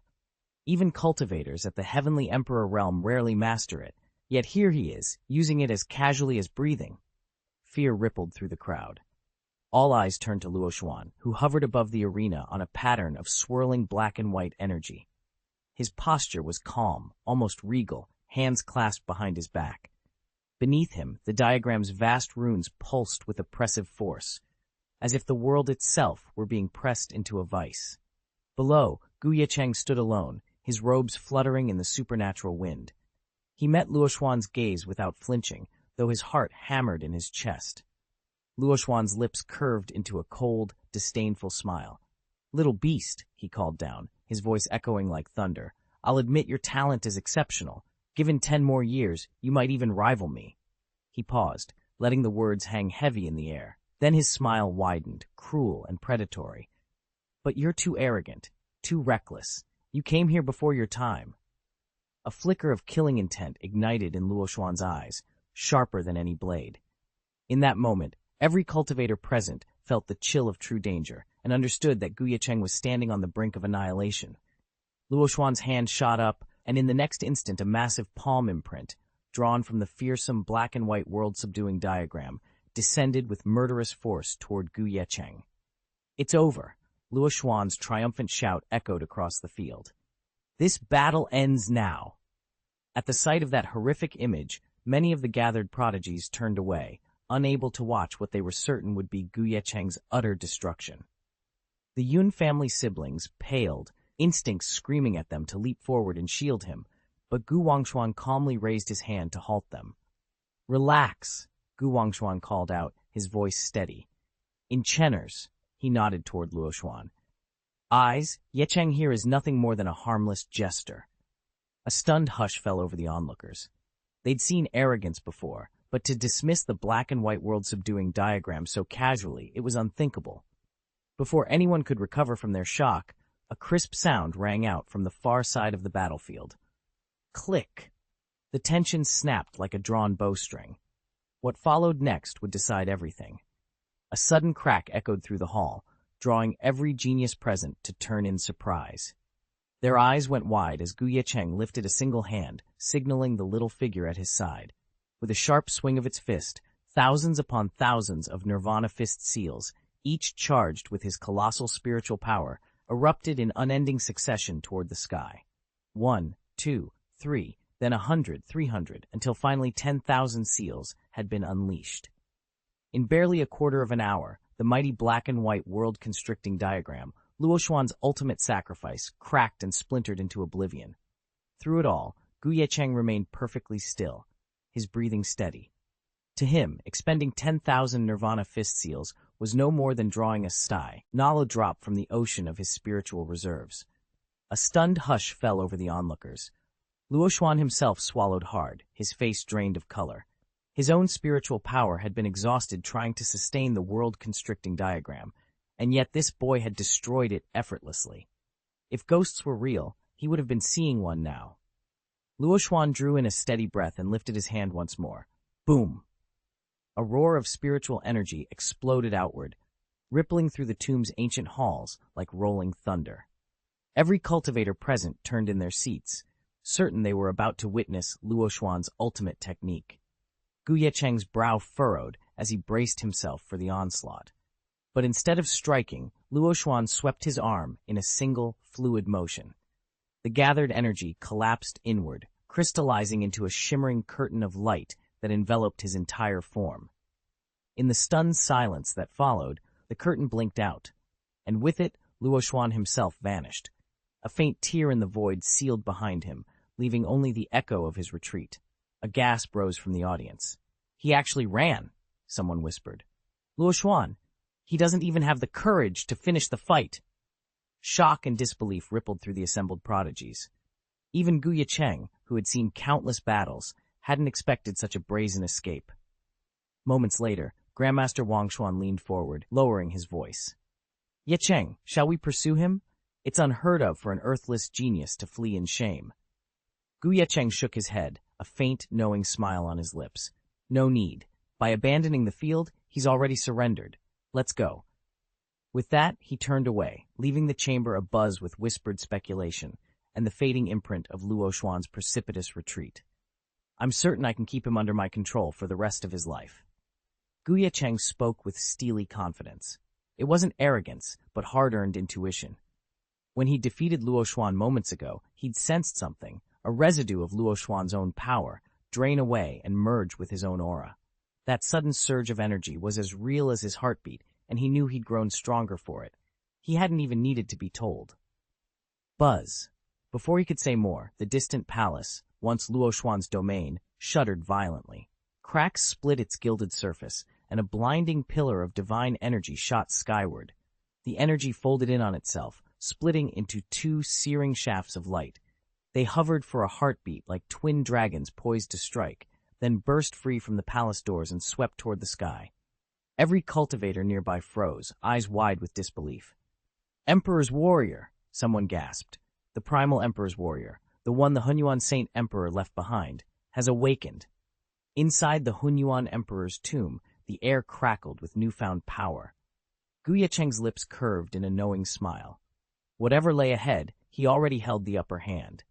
The two Imperial Guards appeared, each bearing one of the legendary swords, and instantly the assembled geniuses froze in awe. Their hearts pounded, their gazes blazed with covetous fire. Far to the north, over 1,000 miles from the Emperor's tomb, high above a barren valley, the air ripped open with a thunderous crack. A figure stumbled through the rift, Luo Xuan, eyes blazing, face twisted with fury. "Damn him! Ye Cheng will pay for this." Though Luo Xuan had never mastered the secret art of fortune and could not divine his own luck, his status as a reincarnated cultivator endowed him with an uncanny intuition. And now, reeling from his recent defeat at Ye Cheng's hands, he felt it keenly. A fragment of his destiny had been snatched away. He clenched his teeth so hard his jaw ached. He had stolen the prize but lost everything in the bargain. Even from this distance, the birth of the twin Emperor swords within the Hunyuan Emperor's tomb sent ripples through the world, buffeting Luo Xuan's spirit with their might. Flames danced behind his eyes, its murderous intent coalesced in his heart. If he could only find Ye Cheng. Luo Xuan's lips curled into a snarl. Though he'd never admit it, deep down he feared Ye Cheng after their last battle. That little beast had driven him nearly to his knees. Still, Luo Xuan wasn't without his ultimate contingency, 20 years in the making. A cold, murderous light gleamed in his eyes. Without a word, he lifted his hand and bit down on his thumb. Dark blood welled up and dripped onto his palm, which he raised to the air like ink. With precise, swift strokes, he traced a series of crimson runes that hovered and pulsed before him.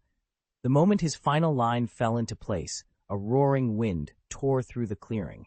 Transparent, tormented spirits, lost souls bound by anguish, whirled around the talisman, their hollow wails echoing in the gloom. Luo Xuan's face grew more feral with every passing heartbeat. At last, he revealed his greatest secret, one of the top 100 arts among the 3,000 great arcane powers. A spell spoken in hushed fear throughout the realms. The Curse Great Spell. Luo Xuan planted his feet firmly on the cold stone floor, clutching the blood-red talisman in both hands. Under the pale moonlight filtering through the latticed windows, he drew a trembling breath and began to chant. My life essence in blood, I summon all ghosts. Obey my command. Curse Ye Cheng to death. At once, faint wisps of shadow slithered up from the talisman, twisting into restless, shivering forms.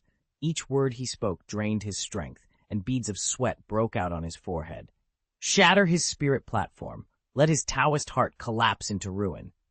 A low hum filled the room as the talisman's red glow intensified, the wandering spirit swirling faster.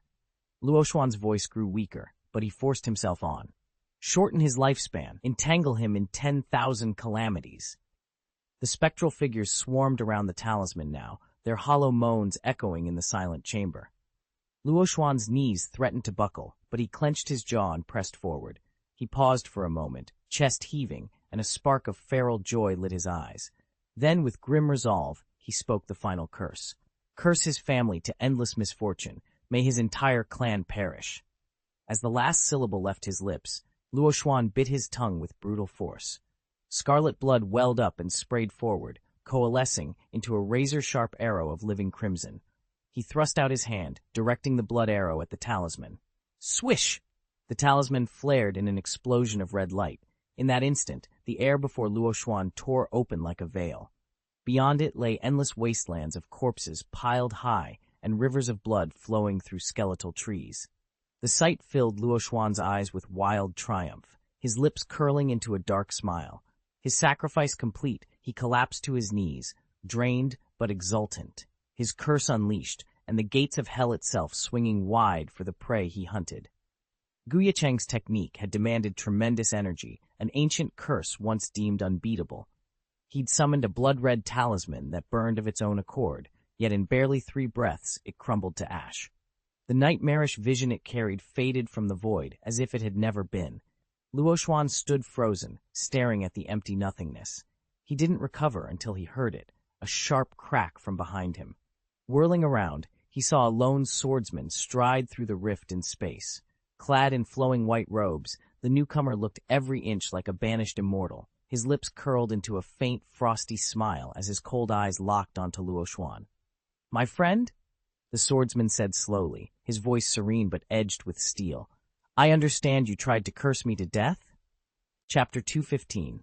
Ye Cheng. Luoxuan's dry throat barely let the name escape. He stared at the swordsman before him, Ye Cheng, dressed all in white, a gentle smile playing on his lips, and felt his courage drain away. The terror in his chest pulsed so fiercely it felt almost physical. Since mastering the curse arts, Luoxuan had never encountered anything like this. He'd once unleashed his curse on a Dao Zun-level titan back when he was only a Xuanhuang cultivator. And even then, he'd inflicted grievous harm. Now, as a Tianhuang master, he should be more than a match for any Dao Zun opponent. Yet here stood Ye Cheng, utterly unfazed, immune to his every spell. The implication struck Luoxuan like a bolt of lightning. This swordsman's strength could not be measured on the Dao Zun scale. He had to be an Emperor Realm cultivator. His voice trembled, heart pounding in his ears. As head of the black and white Dao Palace, Luoxuan prided himself on supreme skill and unshakable composure, but faced with Ye Cheng's overwhelming power, even he felt his mastery slip through his fingers. Luoxuan's heart pounded as he faced the swordsman in white. He could tell at a glance that this youth, no more than 100 years old, perhaps even younger, already wielded the power of the Emperor Realm. He had outstripped every gifted cultivator in the world. A monster. This must be the hidden force behind the scenes, Luoxuan muttered to himself. In his past life, he had heard whispers of an ancient being from the Golden Age, an immortal specter who had survived countless epochs by reincarnating into each new era. According to legend, this phantom sought to reshape the Dao fruit itself, forging a perfect Dao foundation and ascending to true immortality. The greatest geniuses of each era were, unbeknownst to them, nothing more than raw energy to sustain his unending life. At the time, Luoxuan had written it off as fanciful rumor, but now, standing before Ye Cheng, he felt the blood drain from his face. It was as if that long-dormant nightmare from history had leapt into the present. 3,000 realms. Could such an existence really be hidden in plain sight? No wonder this era's fates are so unpredictable. Ye Cheng watched from the shadows as the air trembled around them. It seems my arrival has set off a butterfly effect, awakening this ancient monster far sooner than anyone anticipated. Luo Xuan's mind raced for a solution, but Ye Cheng made it clear he would offer no quarter. With a soft crack like thunder rolling through the sky, Ye Cheng raised his palm, and an overwhelming wave of spiritual power surged toward Luo Xuan, intent on crushing him in an instant. Pale as a ghost, Luo Xuan staggered backward, eyes wide with alarm. "Wait, Senior," he gasped. "I'm the Grandmaster of the Black and White Dao Palace. If you kill me, my entire sect will come for you, body and soul." He drew himself up, voice quivering yet fierce. "Don't forget, the Black and White Dao Palace is backed by the current Heavenly Emperor." Inwardly, Luo Xuan despised his own sect's politics, but in this fledgling era of the Great World, even the mightiest orders could boast only a handful of Xuan emperors across 3,000 realms. Their influence was, if nothing else, a formidable deterrent. Yet Ye Cheng's lips curved into a faint, dismissive smile. "The current Heavenly Emperor?" he repeated, voice cool as steel. And, without another word, he lifted his hand higher. The very atmosphere crackled, and even Luo Xuan, breathing raggedly, knew his fate was sealed. Swish! A figure shrouded in blinding divine light materialized behind him, an imposing warrior in golden armor, every inch of his form radiating a godly aura. The moment he appeared, a thunderous shockwave ripped outward, enveloping a 1,000,000-foot radius. Within that sphere, every wisp of spiritual energy and every trace of Tao fell under his absolute command. Luo Xuan's heart froze.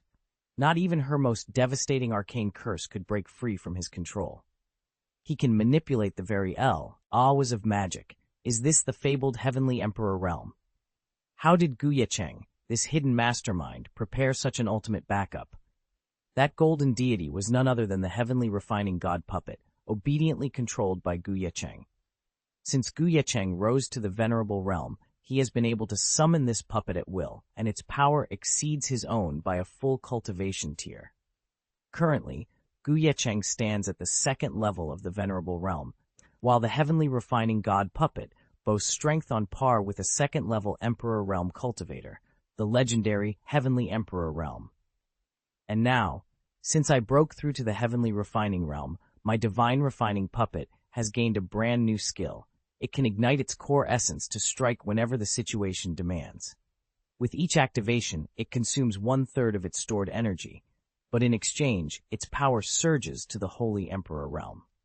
An Emperor-level guardian for this Golden Age prelude. Even if I unleash it only 3 times, that's more than enough to guarantee Ye Cheng's safety and, by extension, secure the entire Gu clan.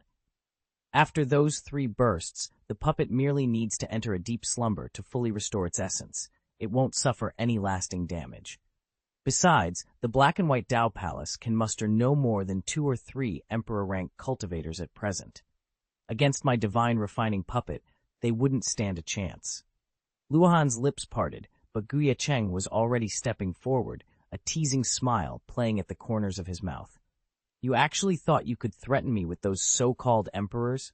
How very juvenile." Ye Cheng's mocking grin shone in his eyes. "So if you've got any trump cards left, now's your chance to play them." Luohan forced a bitter smile, despair washing over him. Fine. I never thought I'd meet someone like you. I admit defeat." Before Ye Cheng could react, Luo Xuan's body began to crack and burn, flames erupting from every pore. With a deafening boom, he detonated himself, body, soul, everything, obliterating himself into nothingness. But Luo Xuan had only reached the Emperor realm. For Ye Cheng, the detonation of even a Saint Emperor would barely register as a nuisance, let alone that of a mere Emperor-level opponent. Self-destruction? Ye Cheng murmured, eyes gleaming with scorn. "If you were truly worthy, the curse's inheritance would have accepted you. You're not fleeing because you're strong, you're panicking, and you leave behind nothing but resentment toward Chenner and his family." Thanks to the divine thought blessing granted by his Tianlian saint body, Ye Cheng had intercepted Luo Xuan's final, desperate mental impulses as he self-destructed. And in those fleeting fragments, the truth about Luo Xuan's secret fears and the depth of his curses now lay bare before him. Crack! Just as Ye Cheng thought he had snared that divine spark, the shimmering fragment, alive with its own will, trembled once, then vanished into thin air. Gone! Just like that! Impossible! He whirled toward the southwest. His eyes, alight with divine power like streaks of lightning, pierced countless miles of cloud sea and homed in on that faint, newly awakened aura. A cold smile tugged at his lips. Very interesting. The black and white Tao Palace was no ordinary sect. It stood among the world's first-class imperial powers, harboring 2 or 3 living emperors beneath its banner. Through its long history, saint emperors and even supreme emperors had arisen from its ranks, yet none ever rivaled the might of its current leader. For a force steeped so deeply in transcendent magic, mastery of the palace's inherited arcane arts was simply par for the course. Ye Cheng's voice was barely above a whisper as he watched in astonishment. He's unleashed the cursed great divine power? One of the top 100 among the 3,000 great divine powers. That alone could carve his name into legend. And that life-saving secret technique, powerful enough to fool even an emperor-level cultivator. He can't be lucky. There's something he's hiding. No sooner had the words left his lips than the air before them cracked like thunder. The void rent open into a spiraling vortex, its gaping maw pointing straight toward the chi-awakened southwest. Ye Cheng's heart thudded. He's not just fortunate, he's holding back something monumental. Far from prying eyes, in a silent, mist-cloaked valley, Luo Xuan came to. He forced himself to sit up and stared at the spirit puppet he'd secretly buried here. Relief washed over him, but so did raw fear. That was too close, far too close. All at once, the whispered rumors of this golden age, the schemers who plotted centuries in advance to seize immortality, snapped into horrifying reality. In his previous life, Luo Xuan had devoted over 300 years to cultivation, only to fall prey to such conspiracies. This time, he vowed, history would not repeat itself. Ye Cheng didn't truly awaken to his golden age until he was 300 years old, and even then, he experienced less than a decade of it, catching only its earliest glimmers. Yet that brief taste was enough to set Luo Xuan firmly on the path to supremacy. In addition to mastering curse magic, Ye Cheng had secured another priceless grimoire, one of the top 100 among the 3,000 arcane arts. This was the legendary volume known as the Great Power of the Other Shore, the very secret he would rely on to transcend life and death. Within its pages lay ancient techniques born of divine thought.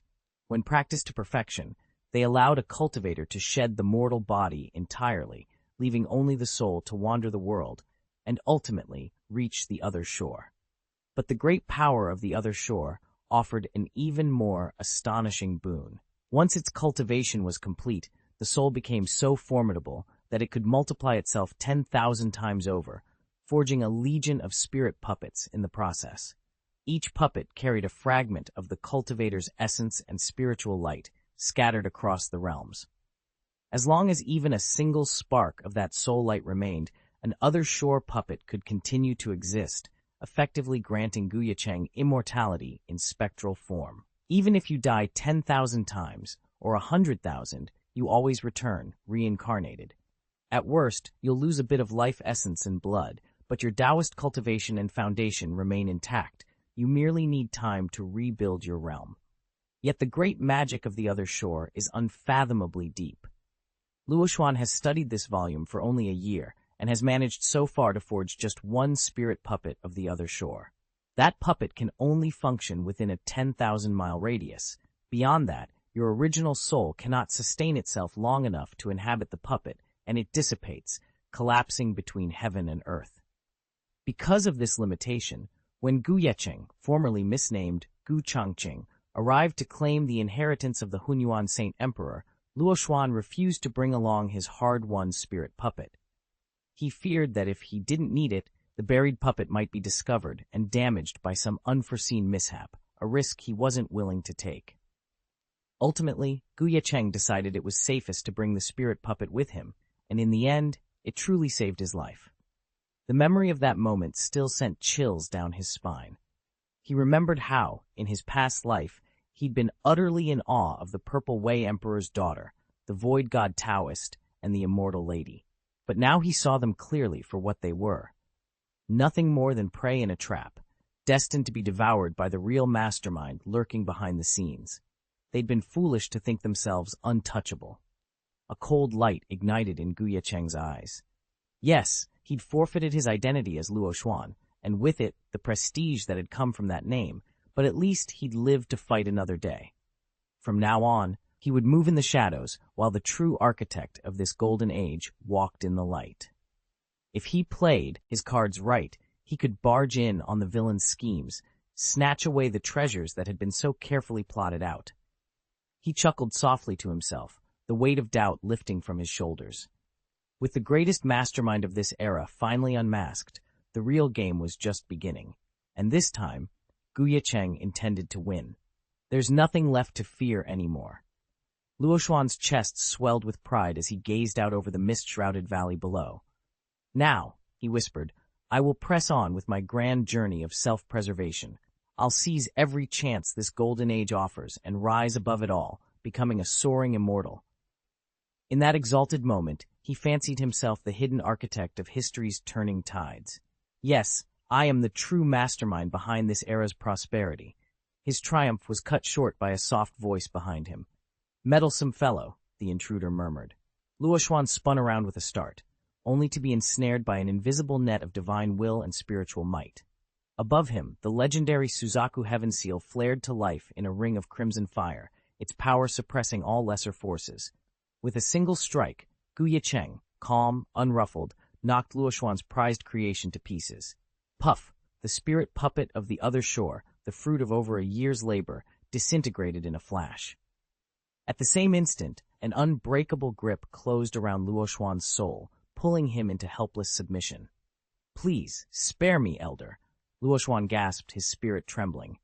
I don't know your designs. I never meant to offend you. Just let me live. I beg of you. I'll tell you anything you want to know. But under Ye Cheng's cold, unyielding gaze, even Luo Xuan's luck, once so bright, flickered and died. Ye Cheng stood over Luo Xuan, who trembled with dread. That fear only hardened Ye Cheng's smile. He just learned Luo Xuan's most closely guarded secret, that he was a reincarnation, and decided there was no point in sparing him. With a sudden crackle of energy, Ye Cheng unleashed his will. Luo Xuan's eyes went wide in panic, but he couldn't resist. In an instant, his life was snuffed out. As his body fell lifeless, Luo Xuan's soul and every fragment of his memories were drawn into Ye Cheng's supreme divine consciousness, a gift of the Tianlian divine body. Even the fleeting strands of Luo Xuan's own fortune were not lost to the winds. Before they could dissipate, Ye Cheng absorbed them into his heavenly fortune atlas, further enriching its stores. Yet once he sifted through Luo Xuan's memories, his appetite for luck waned. There were far more important revelations waiting to be unraveled. I'm happy to help, but I'll need the full chapter text you'd like revised. Could you please paste the complete chapter here? Once I have the entire passage, I'll transform it into smooth, idiomatic English, rename Gu Changqing to Ye Cheng, ensure he reads clearly as a male, and preserve all the original plot and details. Chapter 216. Ye Cheng let out a low whistle as he sifted through the memories stored in Luo Xuan's mind. He hadn't expected to find so many hidden treasures in her recollections, least of all the legendary Curse Great Divine Power. But what truly took him aback was the other shore Great Divine Power. Although it shared the same tier as the Curse technique and barely cracked the top 100, its life-saving prowess far surpassed even Ye Cheng's own Chaos Great Divine Power. What's more, its emphasis on cultivating divine thought dovetailed perfectly with his heavenly refining divine body. He recalled how painstakingly slow Luo Xuan's own progress had been. After an entire year of cultivation, she had managed only to refine a single other shore spirit puppet. Ye Cheng, however, approached the art with uncanny ease.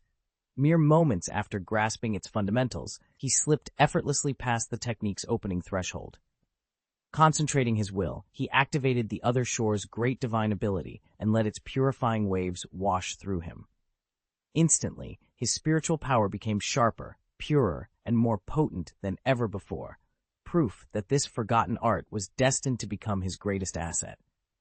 However, Ye Cheng wasn't in any rush to sacrifice the other shore spirit puppet.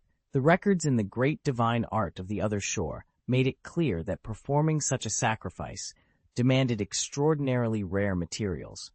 Resources even a heavenly venerable level cultivator like him found hard to obtain with his current fortune.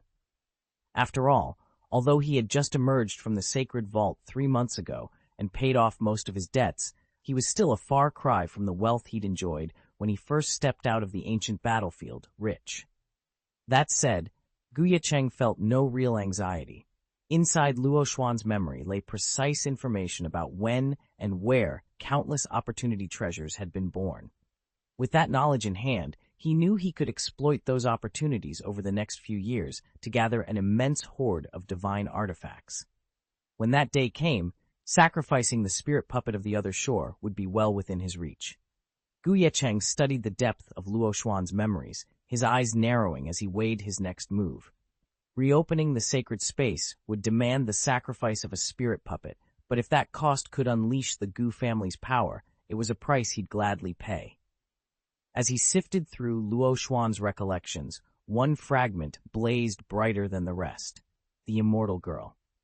This was clearly Luo Xuan's greatest secret, the trump card he'd guarded above all else. Ye Cheng replayed it in his mind. Born in 3 years, somewhere in Mingyu. 3 years from now. Mingyu, a lifespan in cultivation terms, but still a narrow window. Luo Xuan had spent 2 decades in Mingyu without ever finding this girl, which meant that locating her before she awakened would be like catching smoke with bare hands. It made no sense to rush to Mingyu now. Better to harvest every other treasure and opportunity hidden in these memories, strengthen himself, expand his divine awareness, so that when the day came, no corner of the land could hide the immortal girl from his gaze. With that plan set, Ye Cheng plunged deeper into Luo Xuan's mind, ready to claim every last secret that would elevate him to unparalleled power. Ye Cheng leaned back and weighed his next move. If he combined his divine consciousness with the system's identification ability, he could methodically comb the Mingyu far more efficiently than running around like a headless chicken. Besides, the fairy wouldn't be born for at least 3 years. There was no need to rush. Step by step, he could afford to be patient. Just as he began organizing the fragments of Luo Xuan's memories, an oppressive stillness fell over the black and white Dao Palace. Disciples held their breath. Even the senior masters and towering giants quaked with fear, their voices caught in their throats. Only 15 minutes earlier, atop the palace's highest spire, the Blah, CK and White Tower, where the life cards of the sect's most important cultivators were stored, the order card bearing Chief Luo Xuan's seal had shattered into fragments. In an instant, the Dao Palace had lost its leader. The disgrace that had befallen the Black and White Dao Palace, a first-class imperial sect, was unprecedented in its 10,000-year history. Even now, the rumor was difficult to swallow. Luo Xuan was an extraordinary talent. The current palace master seethed, pacing before a row of hulking enforcers. In an age when hidden sects spring up like bamboo shoots after rain, he still claimed 20th place on the Earth list. He stopped and fixed each man with a glare. With a prodigy like him, our Black and White Dao Palace would have risen straight to saint-level status. He's dead. A cold rage glinted in his eyes. I want every corner of this palace scoured. Track down whoever dared to harm our chief disciple. As you command, Palace Master. The gathered elders and senior officers bowed in unison, their voices unwavering. Once you've identified the culprit, the Palace Master continued, you will unleash the full might of our Dao Palace. No mercy, no retreat. Bring me the one responsible for cutting short our glory in this world, or die trying. Yes, their chorus of agreement echoed through the hall, leaving no doubt that the market streets below would soon run with the blood of whoever had crossed the Black and White Dao Palace. They could all see why the Palace Master was seething.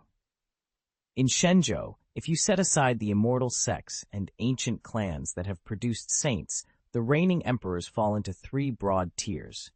At the top are the first-rank powers, groups like the Black and White Dao Palace and the Xingluo Holy Land, each commanded by multiple emperors. One step below are the second-rank sects, home to just a single emperor. And on the third rung sit organizations such as the Kuchuan Dao sect, the Zhenwu Imperial Palace, and the Yuheng Imperial Palace.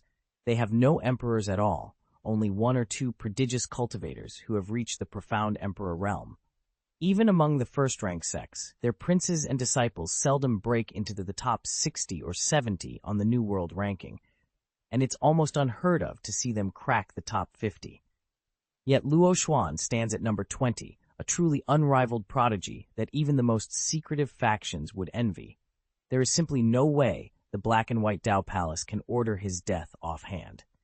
As whispers ran through the Dao Palace's vast intelligence network, everyone felt the calm before a storm. News of Luo Xuan's death, the current chief of the Black and White Dao Palace and 20th ranked on the Earth list, erupted from the Ming domain and swept across southern Shenzhou in a wave of shock and speculation.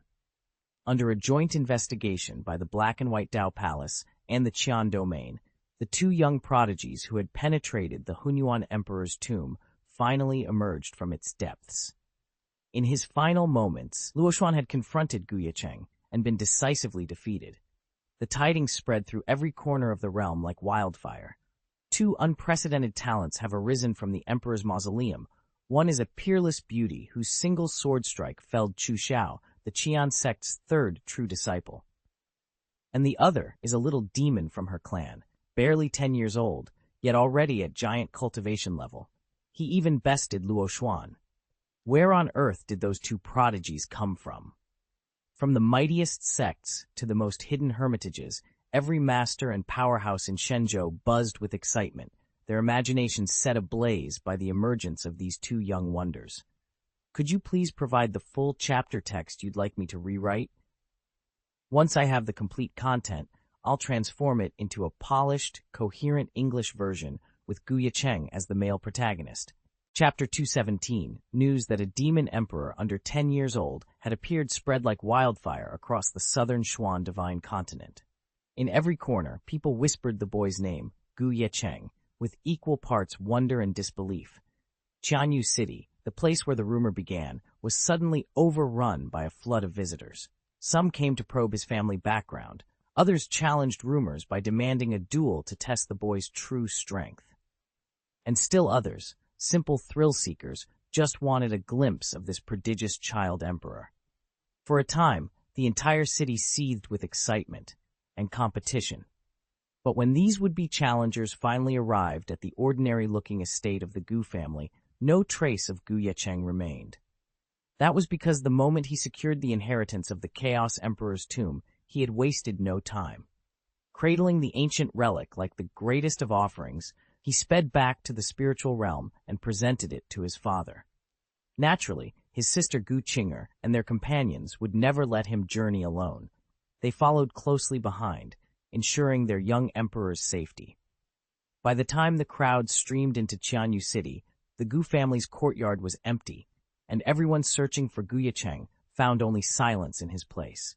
Just when the world's prodigies and power players, who had grown frustrated by their fruitless hunt in Qianyu, were on the verge of giving up, fresh word spread like wildfire. Shushen Tower was opening its mountain gates to recruit disciples. Shushen Tower had always been cloaked in mystery and shrouded in legend, on par with the Purple Star Imperial Palace, Kanghai Palace, and the famed Huanggu Ye and Huanggu Xiao clans. Each of these great houses had produced immortal-level masters and guarded an inheritance older and more powerful than any other. So it was no surprise that the announcement of an open recruitment sent ripples of excitement through Shenzhou. Countless young geniuses hastily packed their travel gear and set out in hopes of presenting themselves at the tower gates. Yet it wasn't long before many hopefuls were seen trudging back along the road, their faces etched with disappointment. One anxious traveler called out, "Brother, why are you returning so soon?" The leader of the group stopped in his tracks, his eyes flashing with anger and cold resolve. "Because the rumors aren't what they seem." He shook his head, voice low but firm. "The truth is far more complicated." Shushen Tower's gates were about to open, but not for recruiting disciples, as everyone had expected. Instead, the tower announced it would take on only followers for the Daozi soon to be born. A stunned silence fell over the gathered Tianjiao. This was the golden age of cultivation, a time when hidden prodigies broke free from obscurity to soar straight into the emperor, even saint realms. Many among them had been stifled by earlier eras' power struggles. Now, at last, they could fulfill their true potential. And yet Shushan Tower refused to offer them discipleships, relegating them instead to mere attendants of an unborn dowsy. The audacity was breathtaking. Fists clenched, brows furrowed, cultivators began whispering of rebellion, of marching on Shushan Tower itself to demand respect. Rage crackled in the air like lightning. Then, just as tempers reached their peak, a second announcement arrived, and in an instant, every challenge was swallowed by disbelief. The new message would bring their outrage to an abrupt halt. Those outside rumors were completely baseless. Standing before the mountain gate of Shushan Tower was a young man whose ribs were adorned with wings and who wore a robe of deep purple feathers. His posture was heroic, his bearing undeniably noble. As he bowed his head and spoke in a soft, apologetic voice, many of the promising talents and cultivators gathered there found themselves warming to him. Yet in the very next moment, their goodwill evaporated. "Our tower never issued an open invitation," he continued, voice cool and unflinching. "Though the world is wide, few are truly worthy to become disciples of our Taoist master. We have only a handful of openings. Master has compiled a short list of names. Only those chosen may present themselves. The rest of you need not humiliate yourselves." With that, the purple-robed youth began to read aloud the names, one after another, silencing the crowd. Shushan Taoist, clad in deep purple, floated before Shushan Tower's gates. In a clear, resonant voice he began reciting names: Red Flame Divine Sect, Luo Sheng; Xinglo Holy Land, Ying Bei Do; Luoxing Sect, Mo Jiantang; Beiming Sword Sect, Rushuang; Chanyu, Gu Ye Cheng; and the nameless swordsman of the 3,000 realms. With each announcement, he waved his hand. The long parchment in his grasp shimmered, transforming into a solid slab of purple-gold stone. It clattered into place before the tower's gate, where every onlooker could now read the 50 names etched upon it. A stunned hush fell over the assembled prodigies. This list contained only 50 souls, the exact same 50 who ranked highest on the Earth list. In Shushan's eyes, even the brightest newcomers from the New Land list weren't worthy to oppose him.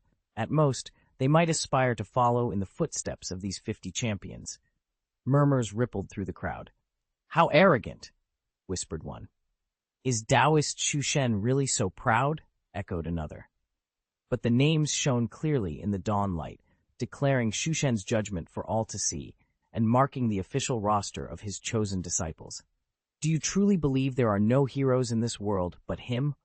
Murmurs of indignation rippled through the assembled prodigies and ancient masters as they glanced over the proclamation. Yet the young man in purple, Gu Ye Cheng, remained perfectly calm, a faint arrogance glinting in his eyes. He offered a cool smile, then lifted a hand. "If any of you think my Tao master is undeserving," he said, voice steady, "step into the ring. Challenge me. Fight to the death." A stunned silence fell over the crowd. Then, with a soft swish of robes, the tension snapped into life. "I'll be the one to show you just how qualified he is." A bold voice rang out. A young cultivator strode forward, earning gasps from onlookers. Just recently, he had secured the 90th spot on the Earth list, a remarkable feat in this era, where an Earth list ranking, however modest, marked one as a future Emperor Realm powerhouse. Gasps and whispers followed in his wake, but the challenger showed no hesitation.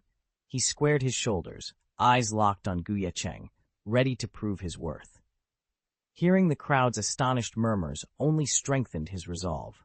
Pride sparkled in the eyes of the young prodigy as he squared off against Gu Ye Cheng, the purple-robed youth. He'd watched Gu Ye Cheng's victories with smug satisfaction, convinced that today he would break the kid's stoic composure and witness the awe on his face. Instead, Gu Ye Cheng merely stared back, with nothing but cold indifference.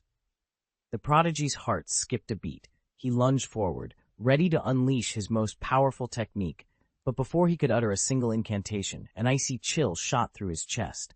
Around him, every pair of eyes froze in horrified disbelief. "What?" he gasped, dropping his guard. Instinctively, he looked down, and every fiber of his being screamed in alarm. A scaled arm, rimmed in dark crimson, had erupted through his robe. Blood spurted in a crimson arc, painting the ground beneath him. With a final echoing crack, the prodigy crumpled. Never once had he managed to draw upon his famed abilities or summon the slightest defense. The crowd fell deathly silent as the man who'd ranked 90th on the New Earth list, someone hailed for his future emperor potential, slumped to the earth, lifeless.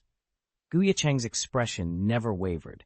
In that single, terrifying moment, he had ended a life with the simplest, most merciless strike, sending a shockwave through every powerful cultivator who bore witness. Plop! Ye Cheng withdrew his hand from the young prodigy's chest as casually as one might shake off a raindrop, sending a fine spray of blood into the air.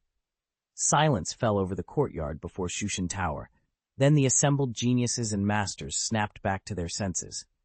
Their gazes locked onto Ye Cheng, a mixture of fury and barely concealed terror flashing in their eyes. That day, at the grand entrance of Shushan Tower, the vaunted prodigies had bled like commoners. A single disciple of the current Daozi had erected a circular barrier before the gate and, with swift precision, slaughtered 7 Earth-ranked talents. The final victim had even claimed the 60th spot on the prestigious Earth list. Yet in Ye Cheng's presence, they were no more formidable than ants. None lived long enough to unleash their signature techniques. Each was obliterated by the thunderous force of his strike. And that was not the end. As the dust settled and the last echoes of battle faded, Ye Cheng let slip a revelation so shocking that every witness trembled at its implications.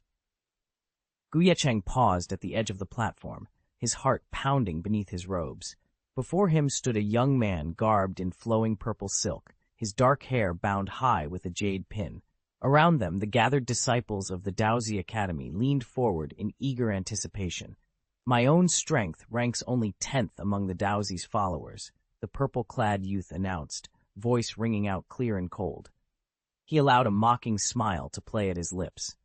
"And yet, with your meager power, do you honestly believe you deserve to be counted among them?" Murmurs rippled through the crowd. The youth lifted one slender hand, and with a flick of his wrist, drew their attention to an enormous stone stele standing at the edge of the platform. Runes of power gleamed faintly across its surface. He sneered. "Go," he ordered a pair of junior disciples standing nearby.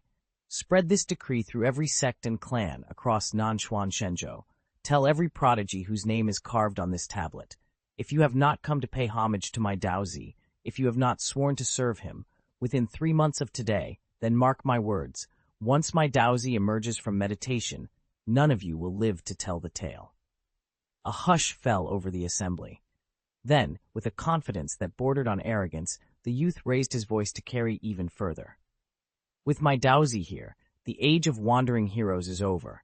In this new golden era, only he can uphold the heavens, and only he will rule the world of mortals." His proclamation cracked through the courtyard like thunder. From the highest peaks of the Azure Ridge to the deepest valleys of the silent marshes, his decree spread in a single breath and left every listener trembling.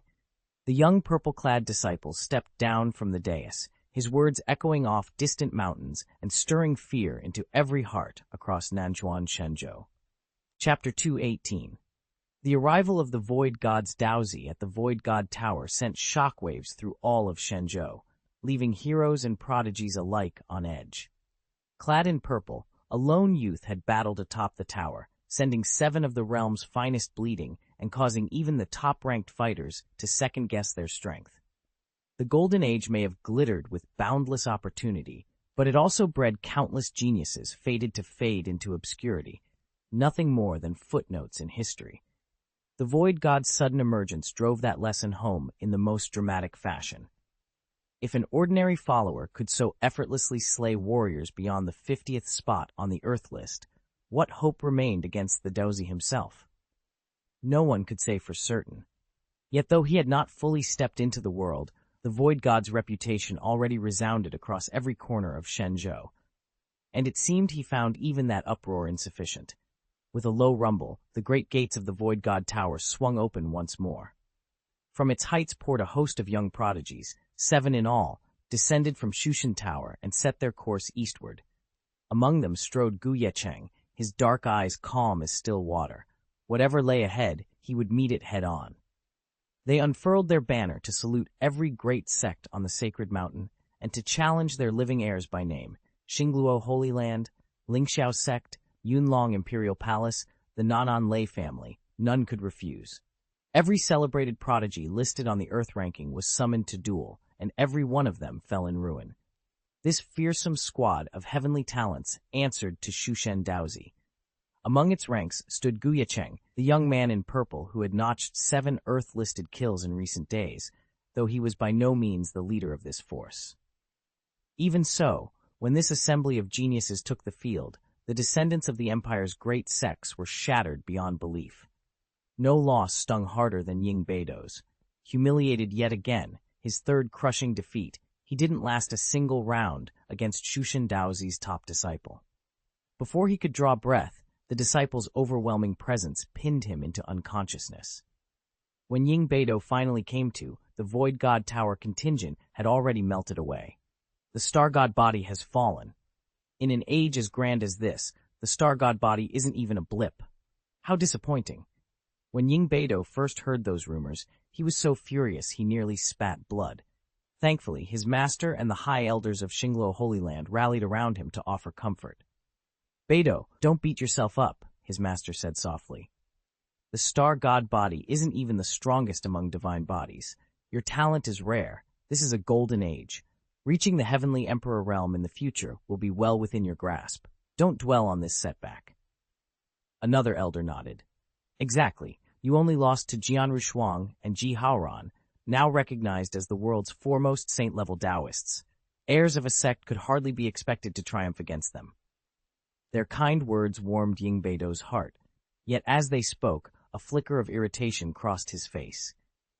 "Natural failure?" he thought grimly. "Is that supposed to make me feel better?" Putting aside his lingering frustration, Ying Beido swallowed his pride and fell in step with the other disciples of the Immortal Spirit Tower. Together, they pressed onward into the mist-shrouded path ahead. All the prodigies they'd defeated this time around were rescued, yet none of them emerged unscathed. Each had suffered grave indignities before being spirited away. And just as the Void God Tower's disciples were preparing to depart, they issued a stark warning. "When our master finally emerges from his retreat, every one of you who fell before us must come to the Void God Tower and pay him homage. Fail to appear, and when he returns, not a single life will be spared." The announcement sent a chill through the ranks of contemporary Tianjiao. Many burned with righteous anger, muttering under their breath, "Ishus, the Void God Tower's arrogance knows no bounds. They're just bullying the weak. If they truly hold a saint-level inheritance, let them face someone on equal footing." Such defiant words echoed like thunder across Shenzhou. But those murmurs of resistance did not go unanswered. Under direct orders from the Void God Dao's first general, the tower's elite strike force was mobilized, and their target lay hidden along the borderlands.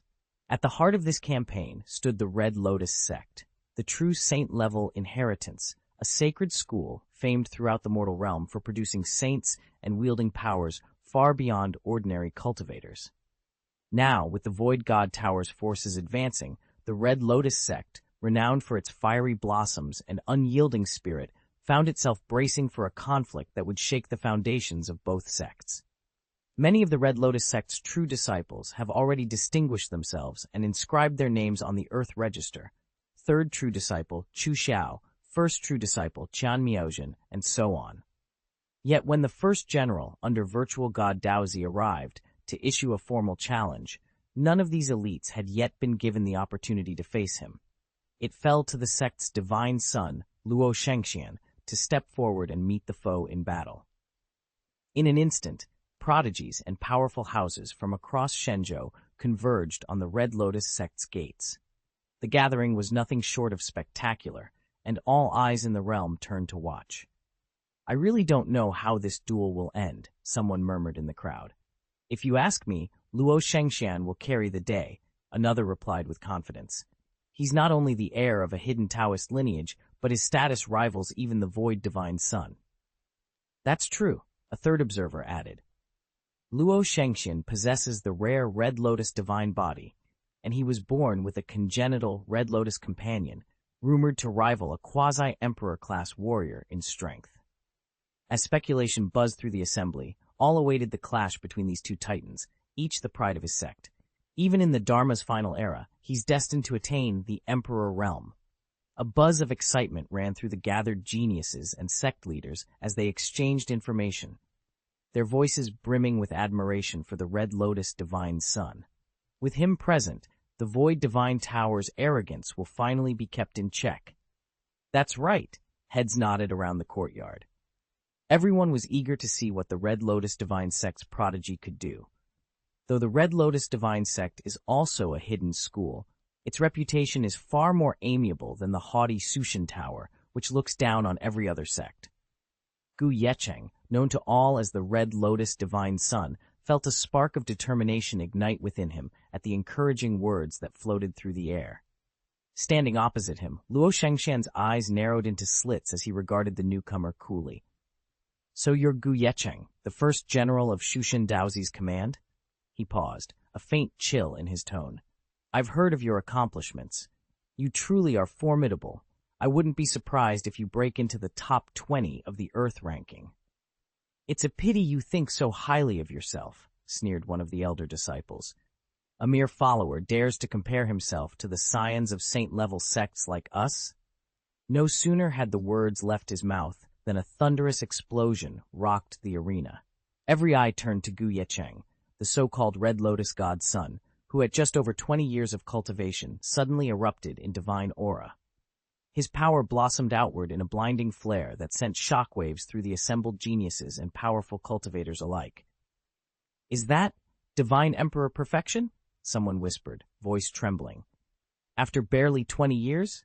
He's actually broken through to Divine Emperor Perfection?" Another gasped. Disbelief etched on every face. The crowd reeled. Divine Emperor Perfection was a realm thought forever beyond the grasp of mortals. T-Hair Ye Cheng stood, his presence alone shattering every boundary they had ever known. Even Luo Shengxian, who had issued the taunt, allowed a flicker of pride to cross his eyes. As Ye Cheng's aura settled into a steady, overwhelming pulse, the young genius realized he was witnessing something unprecedented, an ascent into a realm that defied imagination. Ye Cheng stood among the assembled cultivators, his eyes fixed on the tense standoff unfolding before him. At the center of the arena, Luo Shengxian, the only perfect divine emperor present, faced down Qiang, the first general of the virtual god Daozi. Luo's voice rang out, cold and unyielding. "Qiang, yield now, and for the sake of your Daozi, I'll spare your life. Refuse, and you'll never return to your godly lord." Qiang's lips curved into a cruel smile. Despite the oppressive weight of Luo Shengxian's aura, so formidable it made even the seasoned warriors around them gulp, Qiang showed no sign of fear.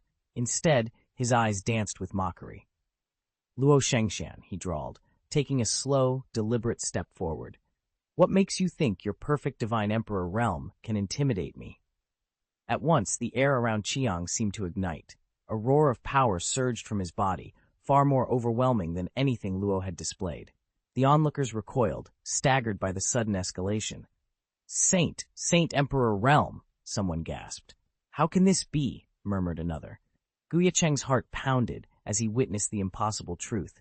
Qiang, the dreaded general of Daozi, had reached the Saint Emperor level, a cultivation realm thought unattainable under any circumstances.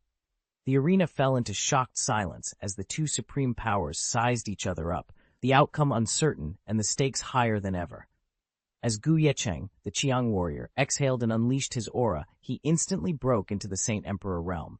At once, the sea of consciousness among the ancient giants surged tumultuously, their Dao hearts trembling on the verge of collapse. Even Luo Shengxian, who stood upon the stage, drew in a sharp breath. Panic flickered in his eyes as he stared at Ye Cheng. "Wait, that can't be." Luo Shengxian's voice caught in his throat. His pupils constricted as he took in the sight of crimson patterns snaking across Ye Cheng's forearms. With each fluctuation of his breathing, those red Dao markings bloomed like molten magma, pulsing with a fierce, otherworldly heat. Recognition and disbelief flickered in Luo Shengxian's face. "Fiery demon war pattern?" he whispered, voice trembling. "No, you're actually a fiery demon war body." At the mention of that name, the other prodigies in attendance froze in stunned silence, uncertain of its meaning. But the elder giants, especially the supreme masters of the Qiang divine sect, who had emerged from seclusion with Luo Shengxian, were not so easily fooled. As realization washed over them, Every one of them snapped back to full awareness, eyes widening in shock and awe at the sight of Ye Cheng's blazing war array. The crowd froze as they laid eyes on the blazing sun warrior standing atop the stage, as if confronting a specter. Whispers rippled through them. What dark power courses through the Void God Tower's bloodline? It isn't even enough for the blazing demon battle body to make him a true Taoist. At best, it binds him in servitude. And they all knew why this was so alarming. The blazing demon battle body was reputedly the strongest of all god and demon battle forms. Chapter 219, The God-Demon War. Physique is one of humanity's rarest legacies, its origins predating even the storied ancient era. In that primeval age, the Nanshuan divine continent, and indeed all four continents, were home to thousands of races, among them gods and demons, living openly alongside mortals. Humans were merely one among many, often exploited as tools for blood offerings or the focus of fanatic worship. Yet, in humanity's darkest hour, countless ancestors refused to bow. They rose against the myriad races, challenged the deities and demons themselves, and fought with unyielding courage. Many paid with their lives, but through their sacrifices, our lineage survived. Sadly, not all chose that path of resistance. Some humans, desperate to cling to life or to attain immortality, surrendered their wills to gods and demons. They became willing servants, empowered by the divine bloodlines bestowed upon them. The Void God Tower stands as the foremost symbol of those traitors, men and women who traded their freedom for the dark gifts of the divine. Since the founding of Shushan Tower, each generation has produced a god-demon combat body, individuals born with prodigious talent and physiques capable of overwhelming any peer. Among them, only one rare genius wields the blazing demon combat body, ranking at the very top of that fearsome lineage. Yet even such a titan does not automatically earn the rank of Daozi. To understand just how terrifying a Shushan Tower Daozi can be, one need look no further. "You recognized my physique?" Xiang called out from the stage, his lips curving into a cold smile. "It seems humanity still has a few decent specimens this era. No wonder the Daozi specially ordered me to subdue some of you." A ripple of startled murmurs passed through the assembled crowd. Many of the cultivators here were brilliant in their own right. Yet Xiang's words drew frowns from even the most powerful among them. Historically, those born with the god-demon combat body have regarded themselves as akin to gods or demons, treating ordinary humans as little more than cattle and prey. Xiang clearly inherited that contempt from his ancestors. Righteous anger flared among the human cultivators. But despite their outrage, none dared to challenge him openly. The edict of a Shushan Tower, Daozi hung over them all like a storm cloud, powerful, unbreakable, and utterly indifferent to mortal wrath. The oppressive aura of a saint emperor radiated from Ye Cheng the moment he stepped into the ring. Even Luo Shengxian, the Qian divine sect's prodigy and its revered son of God, found himself forced to bow his head in defeat before that overwhelming power. No one in the arena dared challenge Ye Cheng.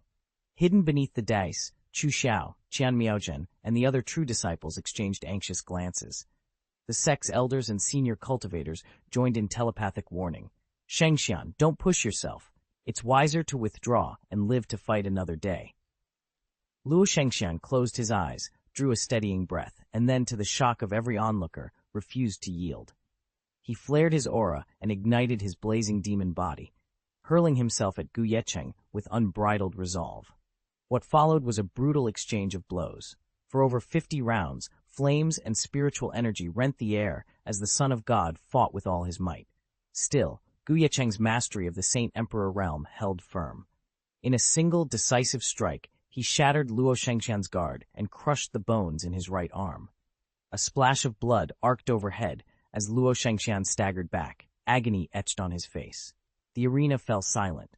Breathing steadily, Ye Cheng lowered his arm and fixed Luo Shengxian with an icy gaze. "I will spare your life," he declared, his voice carrying across the stunned crowd. "Remember this day." Qiang loomed over the dazed Luo Shengxian and sneered. "Since you count yourself among my Taoist master's followers, I'll spare your life, for now. But the day my master emerges from seclusion, I expect to see you kneeling at the gates of Shushan Pagoda to greet him." With that, he turned on his heel, leaving the still unconscious Luo Shengxian behind. Flanked by his fellow disciples, he strode away confidently, even as a score of furious prodigies glared after him. Soon the news spread like wildfire. Red Flame godson Luo Shengxian has been utterly routed by the disciples of Shushan Daozi, a scion of a great sect, bested by a mere follower of Shushan Daozi. Though Shushan Daozi had not yet shown himself to the world, this victory stamped both his name and that of Shushan Tower across every corner of the realm. Buoyed by their triumph, Qiang and his peers grew ever more arrogant. So bold did they become that they even rode to the frontier city near the Ziwei Imperial Palace to issue an open challenge to the emperor's daughter. In the end, however, that much-vaunted duel never took place. The Ziwei Emperor's daughter never emerged from her retreat. Instead, a radiant apparition of her spirit descended, lifting a hand to weave a shimmering curtain of stars across the void, cutting off Ye Cheng and his companion's path. Ye Cheng stared at the cosmic veil, his features flickering with surprise. After a tense moment, he exchanged looks with his allies, and without a word, they turned away. Their silent withdrawal sent shockwaves through the cultivation world. From the grand academies to hidden sects, human prodigies let out breathless sighs of relief. If even the arrogant Taoist of Shushan can be checked, one whispered, there must be hope for us yet. Exactly, another agreed. With the Purple Way Imperial Daughter standing guard, our realm will never fall. Buoyed by their victory, many dreamed that other heroes would soon rise to curb the Shushan Tower's pride. But Ye Cheng and his party wasted no time celebrating. After leaving the Purple Way Imperial Palace behind, they pressed ever onward, cutting a swath through rival sects and forgotten holy legacies alike. Whether faced with the Empire's foremost clan or a hidden divine inheritance, no force could withstand Ye Cheng's might. Harnessing the fearsome power of the blazing demon battle body, he proved beyond doubt that he stood at the pinnacle of strength among gods and demons alike. He alone embodies the world's invincible might, so powerful that countless prodigies bow their heads in despair and mighty figures taste the bitterness of decadence. Yet on the sacred summit of the Beiming Sword Sect, high above the mountain gate where the emperor's daughter, Jian Rishuang, has been secluded in cultivation, everything appears unusually tranquil. Perhaps tranquil isn't quite right. In this very moment, Jian Rishuang's exquisite features are twisted in shock and disbelief as she stares at the girl before her, a delicate youth clad entirely in purple, her eyes widening as if she's glimpsed ghost. That girl in purple is none other than Gu Yunxi. When the great world first unfolded, she was barely more than an infant, yet she had already won Empress Fufeng's favor and been chosen to inherit the Nine Heavens' divine power. She has remained in retreat for the past fortnight, emerging today only to learn the astonishing news of her brother's meteoric rise. Ye Cheng has swept the lands of Shenzhou by storm, placing 19th on the new land list and earning the world's acclaim as the future saint. Gu Yunxi had always been her younger brother's steadfast guardian, shielding him from every hardship. So imagine her indignation when, after their secluded retreat, he emerged first, outracing her by miles. She simply couldn't let that stand. Barely out of her meditative trance, she stormed over to Ye Cheng, flopping at his feet in a theatrical display of pouting and pleading. Only after some deliberate sulking did he finally relent and grant her permission to travel, on one strict condition: she must remain within the bounds of the 3,000 realms. Ye Cheng's sacred sword talisman, though powerful, lacked the range to teleport across the entire continent of Shenzhou. If Yunxi V entered beyond those realms and fell into danger, even his keen spiritual sense wouldn't allow him to arrive in time to save her.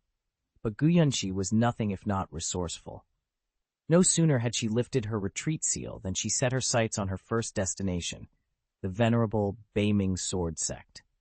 The void god Taoist Qiang is due at the 3,000 realms any moment now to demand Sister Rishuang's sword. I only came out of seclusion for one reason, the little girl announced, her aura flaring as she stared down Jian Rishuang, to face Qiang and defend my sister. Clenching her tiny fists, she glared with righteous indignation. How dare he try to lure Daddy Ye Cheng and Sister Rishuang into his service? He's not going to get away with it. Despite her fierce words, the girl, dressed in a simple purple skirt, still struck anyone who looked at her as adorable rather than threatening. Even so, Jian Rushuang felt no urge to smirk. She was too startled by the power radiating from Ye Cheng, which far exceeded her own Divine Emperor cultivation. Unmistakably, Ye Cheng had advanced to the mid-stage of the Holy Emperor realm, a level of might few could hope to rival. Chapter 220. Under 10 years old, and she's already a Saint Emperor in the Central Realm. Jian Rushuang's breath caught as she gazed at Gu Yunxi. Had she not witnessed it herself, she'd have dismissed the rumor as impossible. Master Qingchen, barely 10, had broken through to the Divine Emperor realm and been hailed a prodigy. Yet here stood Miss Yunxi, not yet 10, and already a full Saint Emperor. The very idea was staggering. She exhaled shakily, her chest rising and falling as she fought to calm her racing heart. Even so, she refused to let herself fully accept it, because in the back of her mind, she thought of her own prince, Ye Cheng. Even the dazzling talents of these two children paled beside his accomplishments. They said he had reached the heavenly venerable realm in his early 20s, a presence so formidable that his name alone inspired awe. If word of his power ever spread, the entire cultivation world would tremble. Jian Rushuang squared her shoulders and forced a composed expression. No matter how extraordinary these young prodigies were, they were still children. But Ye Cheng, her prince, stood apart. His scope of mastery, his sovereign bearing, his very aura left him on an entirely different plane. She met Gu Yunxi's calm, curious gaze and offered her a respectful nod.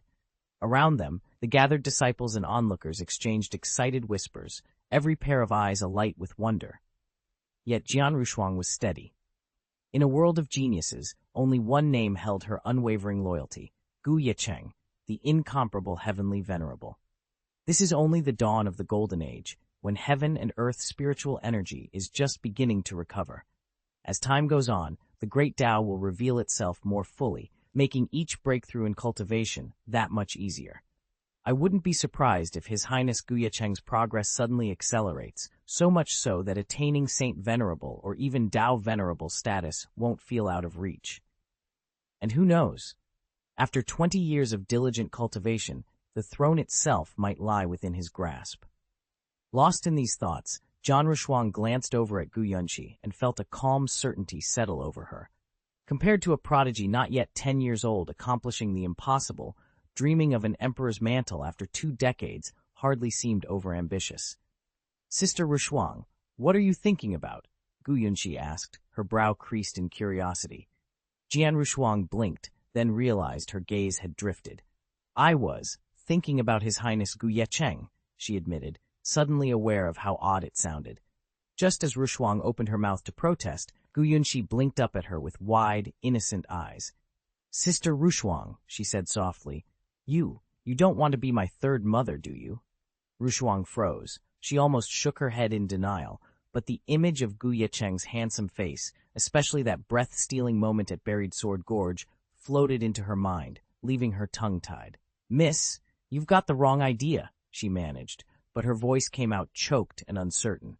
Before either of them could say more, a shaft of spiritual light shot up from the foot of the mountain, racing to the summit in an instant. When it faded, a young maid in a white gown knelt before them, voice trembling with urgency. "Your Highness, Qiang Warrior has just led his team through the 3,000 realms and is now heading straight for Beiming Realm City. He sent a formal challenge. He wishes to compete against you, the princess." The maid's eyes shone with worry as she added, "They've cut down every genius in their path. No one has been able to stand against them."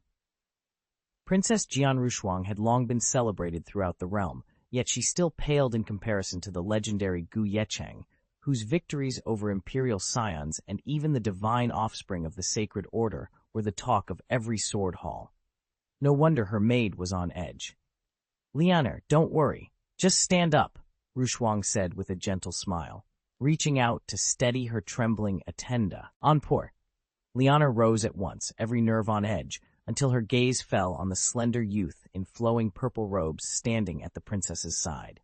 His delicate features and robes might have suggested a young noblewoman, but the calm authority in his eyes spoke otherwise. Confusion flickered across Lianer's face. Yet, seeing how respectfully Rushuang treated him, she dared say nothing. Carefully, she fell into step behind her mistress and the mysterious purple-clad figure. By the time they reached the mountain's base, word of Princess Rushuang's descent had already brought out Beiming Sword Sect's greatest champions.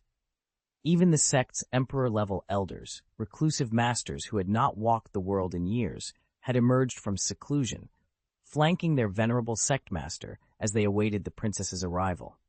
Faces solemn, they formed a respectful semicircle around Rushuang and Ye Cheng. As Rushuang exchanged courteous bows with the assembled leaders, Ye Cheng offered a slight nod of greeting. The gathering stood hushed in the cool mountain air, the weight of expectation hanging thicker than any sword blade, aware that destiny often whispers first in moments of calm before the storm. Ye Cheng, why not call it quits for now? One elder urged, voice tight with concern. Absolutely, another added. Qiang cultivates the fiery demon battle body and has been training for over 30 years. You've only put in about 20 years of practice, Ye Cheng. Even if you fall behind him today, it won't change your true potential. The senior elders of the Beiming Sword Sect stood off to the side, their brows furrowed. They all knew Qiang's reputation for brutality. Those he didn't kill outright were often left gravely injured, sometimes crippled for life. Everyone in the sect recognized Ye Cheng's remarkable talent. Once he fully matured, he would be the sect's greatest hope for achieving immortal legacy and ascending to saint-level Taoism. If anything went wrong, rescuing him, even at the cost of their own lives, was worth the sacrifice. The sect's elders and their revered sect master would willingly lay down their lives to protect him. They could not bear to see Ye Cheng put everything on the line merely for pride. Jian Rushuang could feel the well-meaning concern of her elders, the ancestors, the sect master, and everyone else who had pleaded with her to concede. They only wanted to spare her a bruised ego, but she didn't share their fear of the so-called Qiang warrior. With Ye Cheng at her side, defeat wasn't even an option. Even if she couldn't best him herself, Ye Cheng would subdue Qiang in an instant. She gave a faint, confident smile. In a clear, even tone, she said, "Master, honored ancestors, please rest easy. I know exactly what I'm doing and will not allow myself to fail.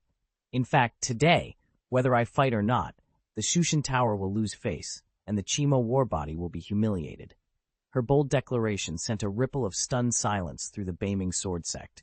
The sect master's brow furrowed, and everyone exchanged bewildered glances.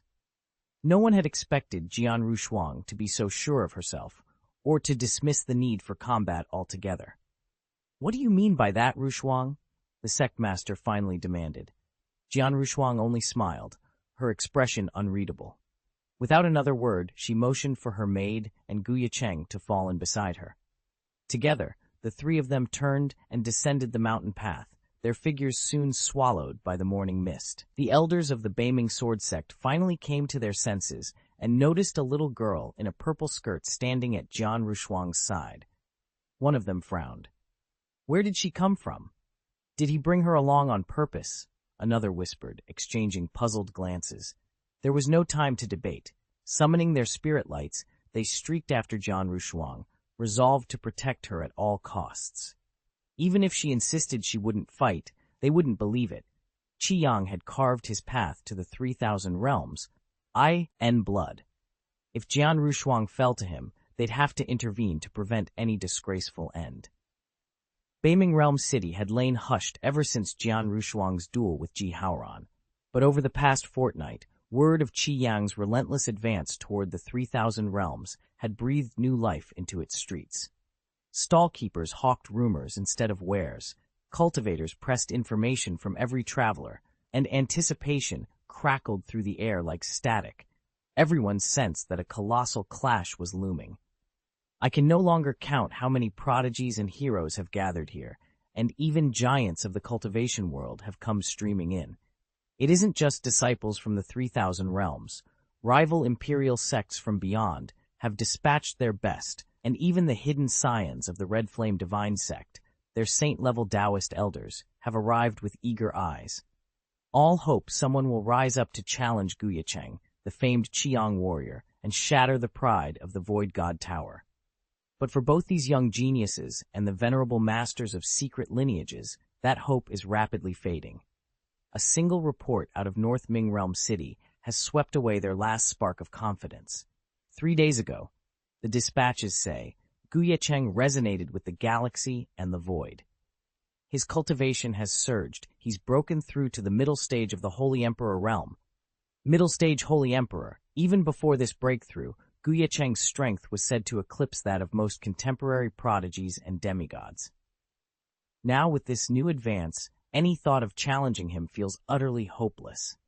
Xianxia had just taken another colossal leap forward. Beyond the Emperor realm, the chasm between each successive sub-realm is vast, and even without considering that, his fiery demonic battle body, coupled with his genius-level talent, inflates his power grotesquely with every breakthrough. Today's Xianxia is easily twice as strong as he was at the dawn of the Saint Emperor stage. Who in the world could stand against him? Who could hope to rein him in? Even if the Ziwei Emperor's own daughter were to abandon her seclusion now, I doubt she could hold him back, some whispered, despair lacing their voices. A bleak loneliness settled over the assembled geniuses. Then, without warning, a low hum rolled across the sky above Beiming Realm City. Pillars of light and energy erupted one after another, like a colossal dragon carving a path between earth and heaven. Those radiant columns arced downward, converging on the central arena. Silence fell instantly. Tens of thousands of cultivators, towering titans and brilliant prodigies alike, stood frozen, eyes wide with shock, as the heavens themselves seemed to convene at the heart of the city. One by one, the prodigies of the Void God Tower emerged from the column of light. At their head strode Qiang, the Blazing Sun Saint Emperor, first champion of the Void God Daozi, whose legendary blazing demon battle body had crushed countless geniuses and even deities in its wake.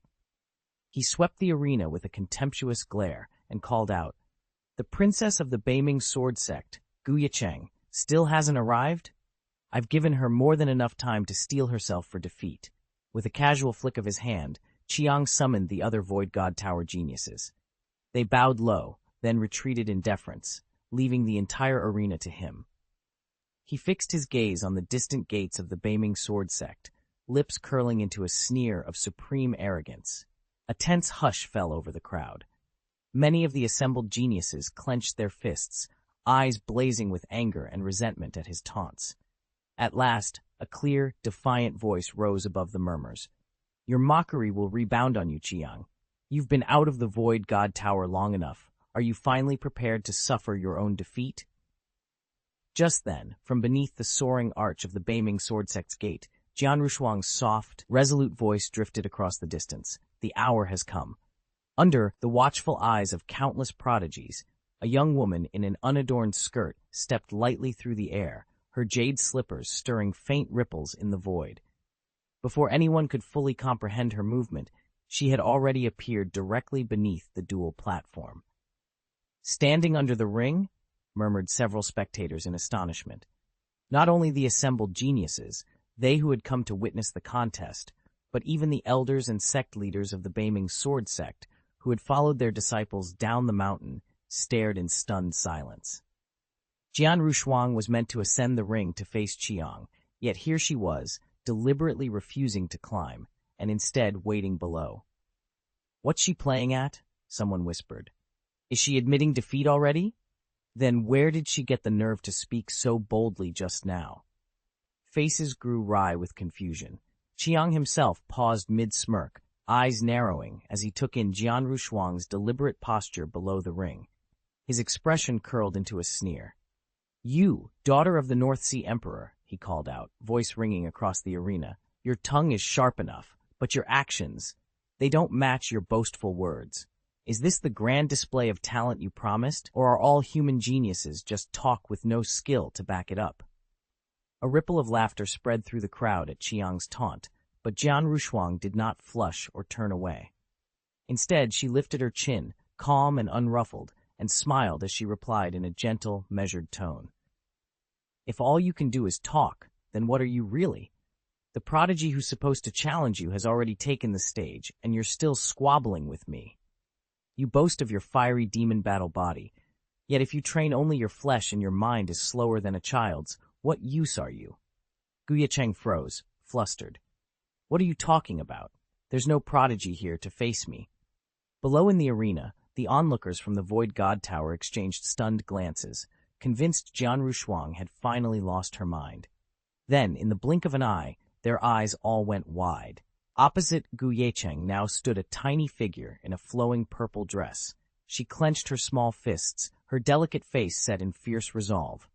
The adorable child stood her ground on the battle ring, her gaze burning with unbridled defiance, as though a flame itself had taken human form.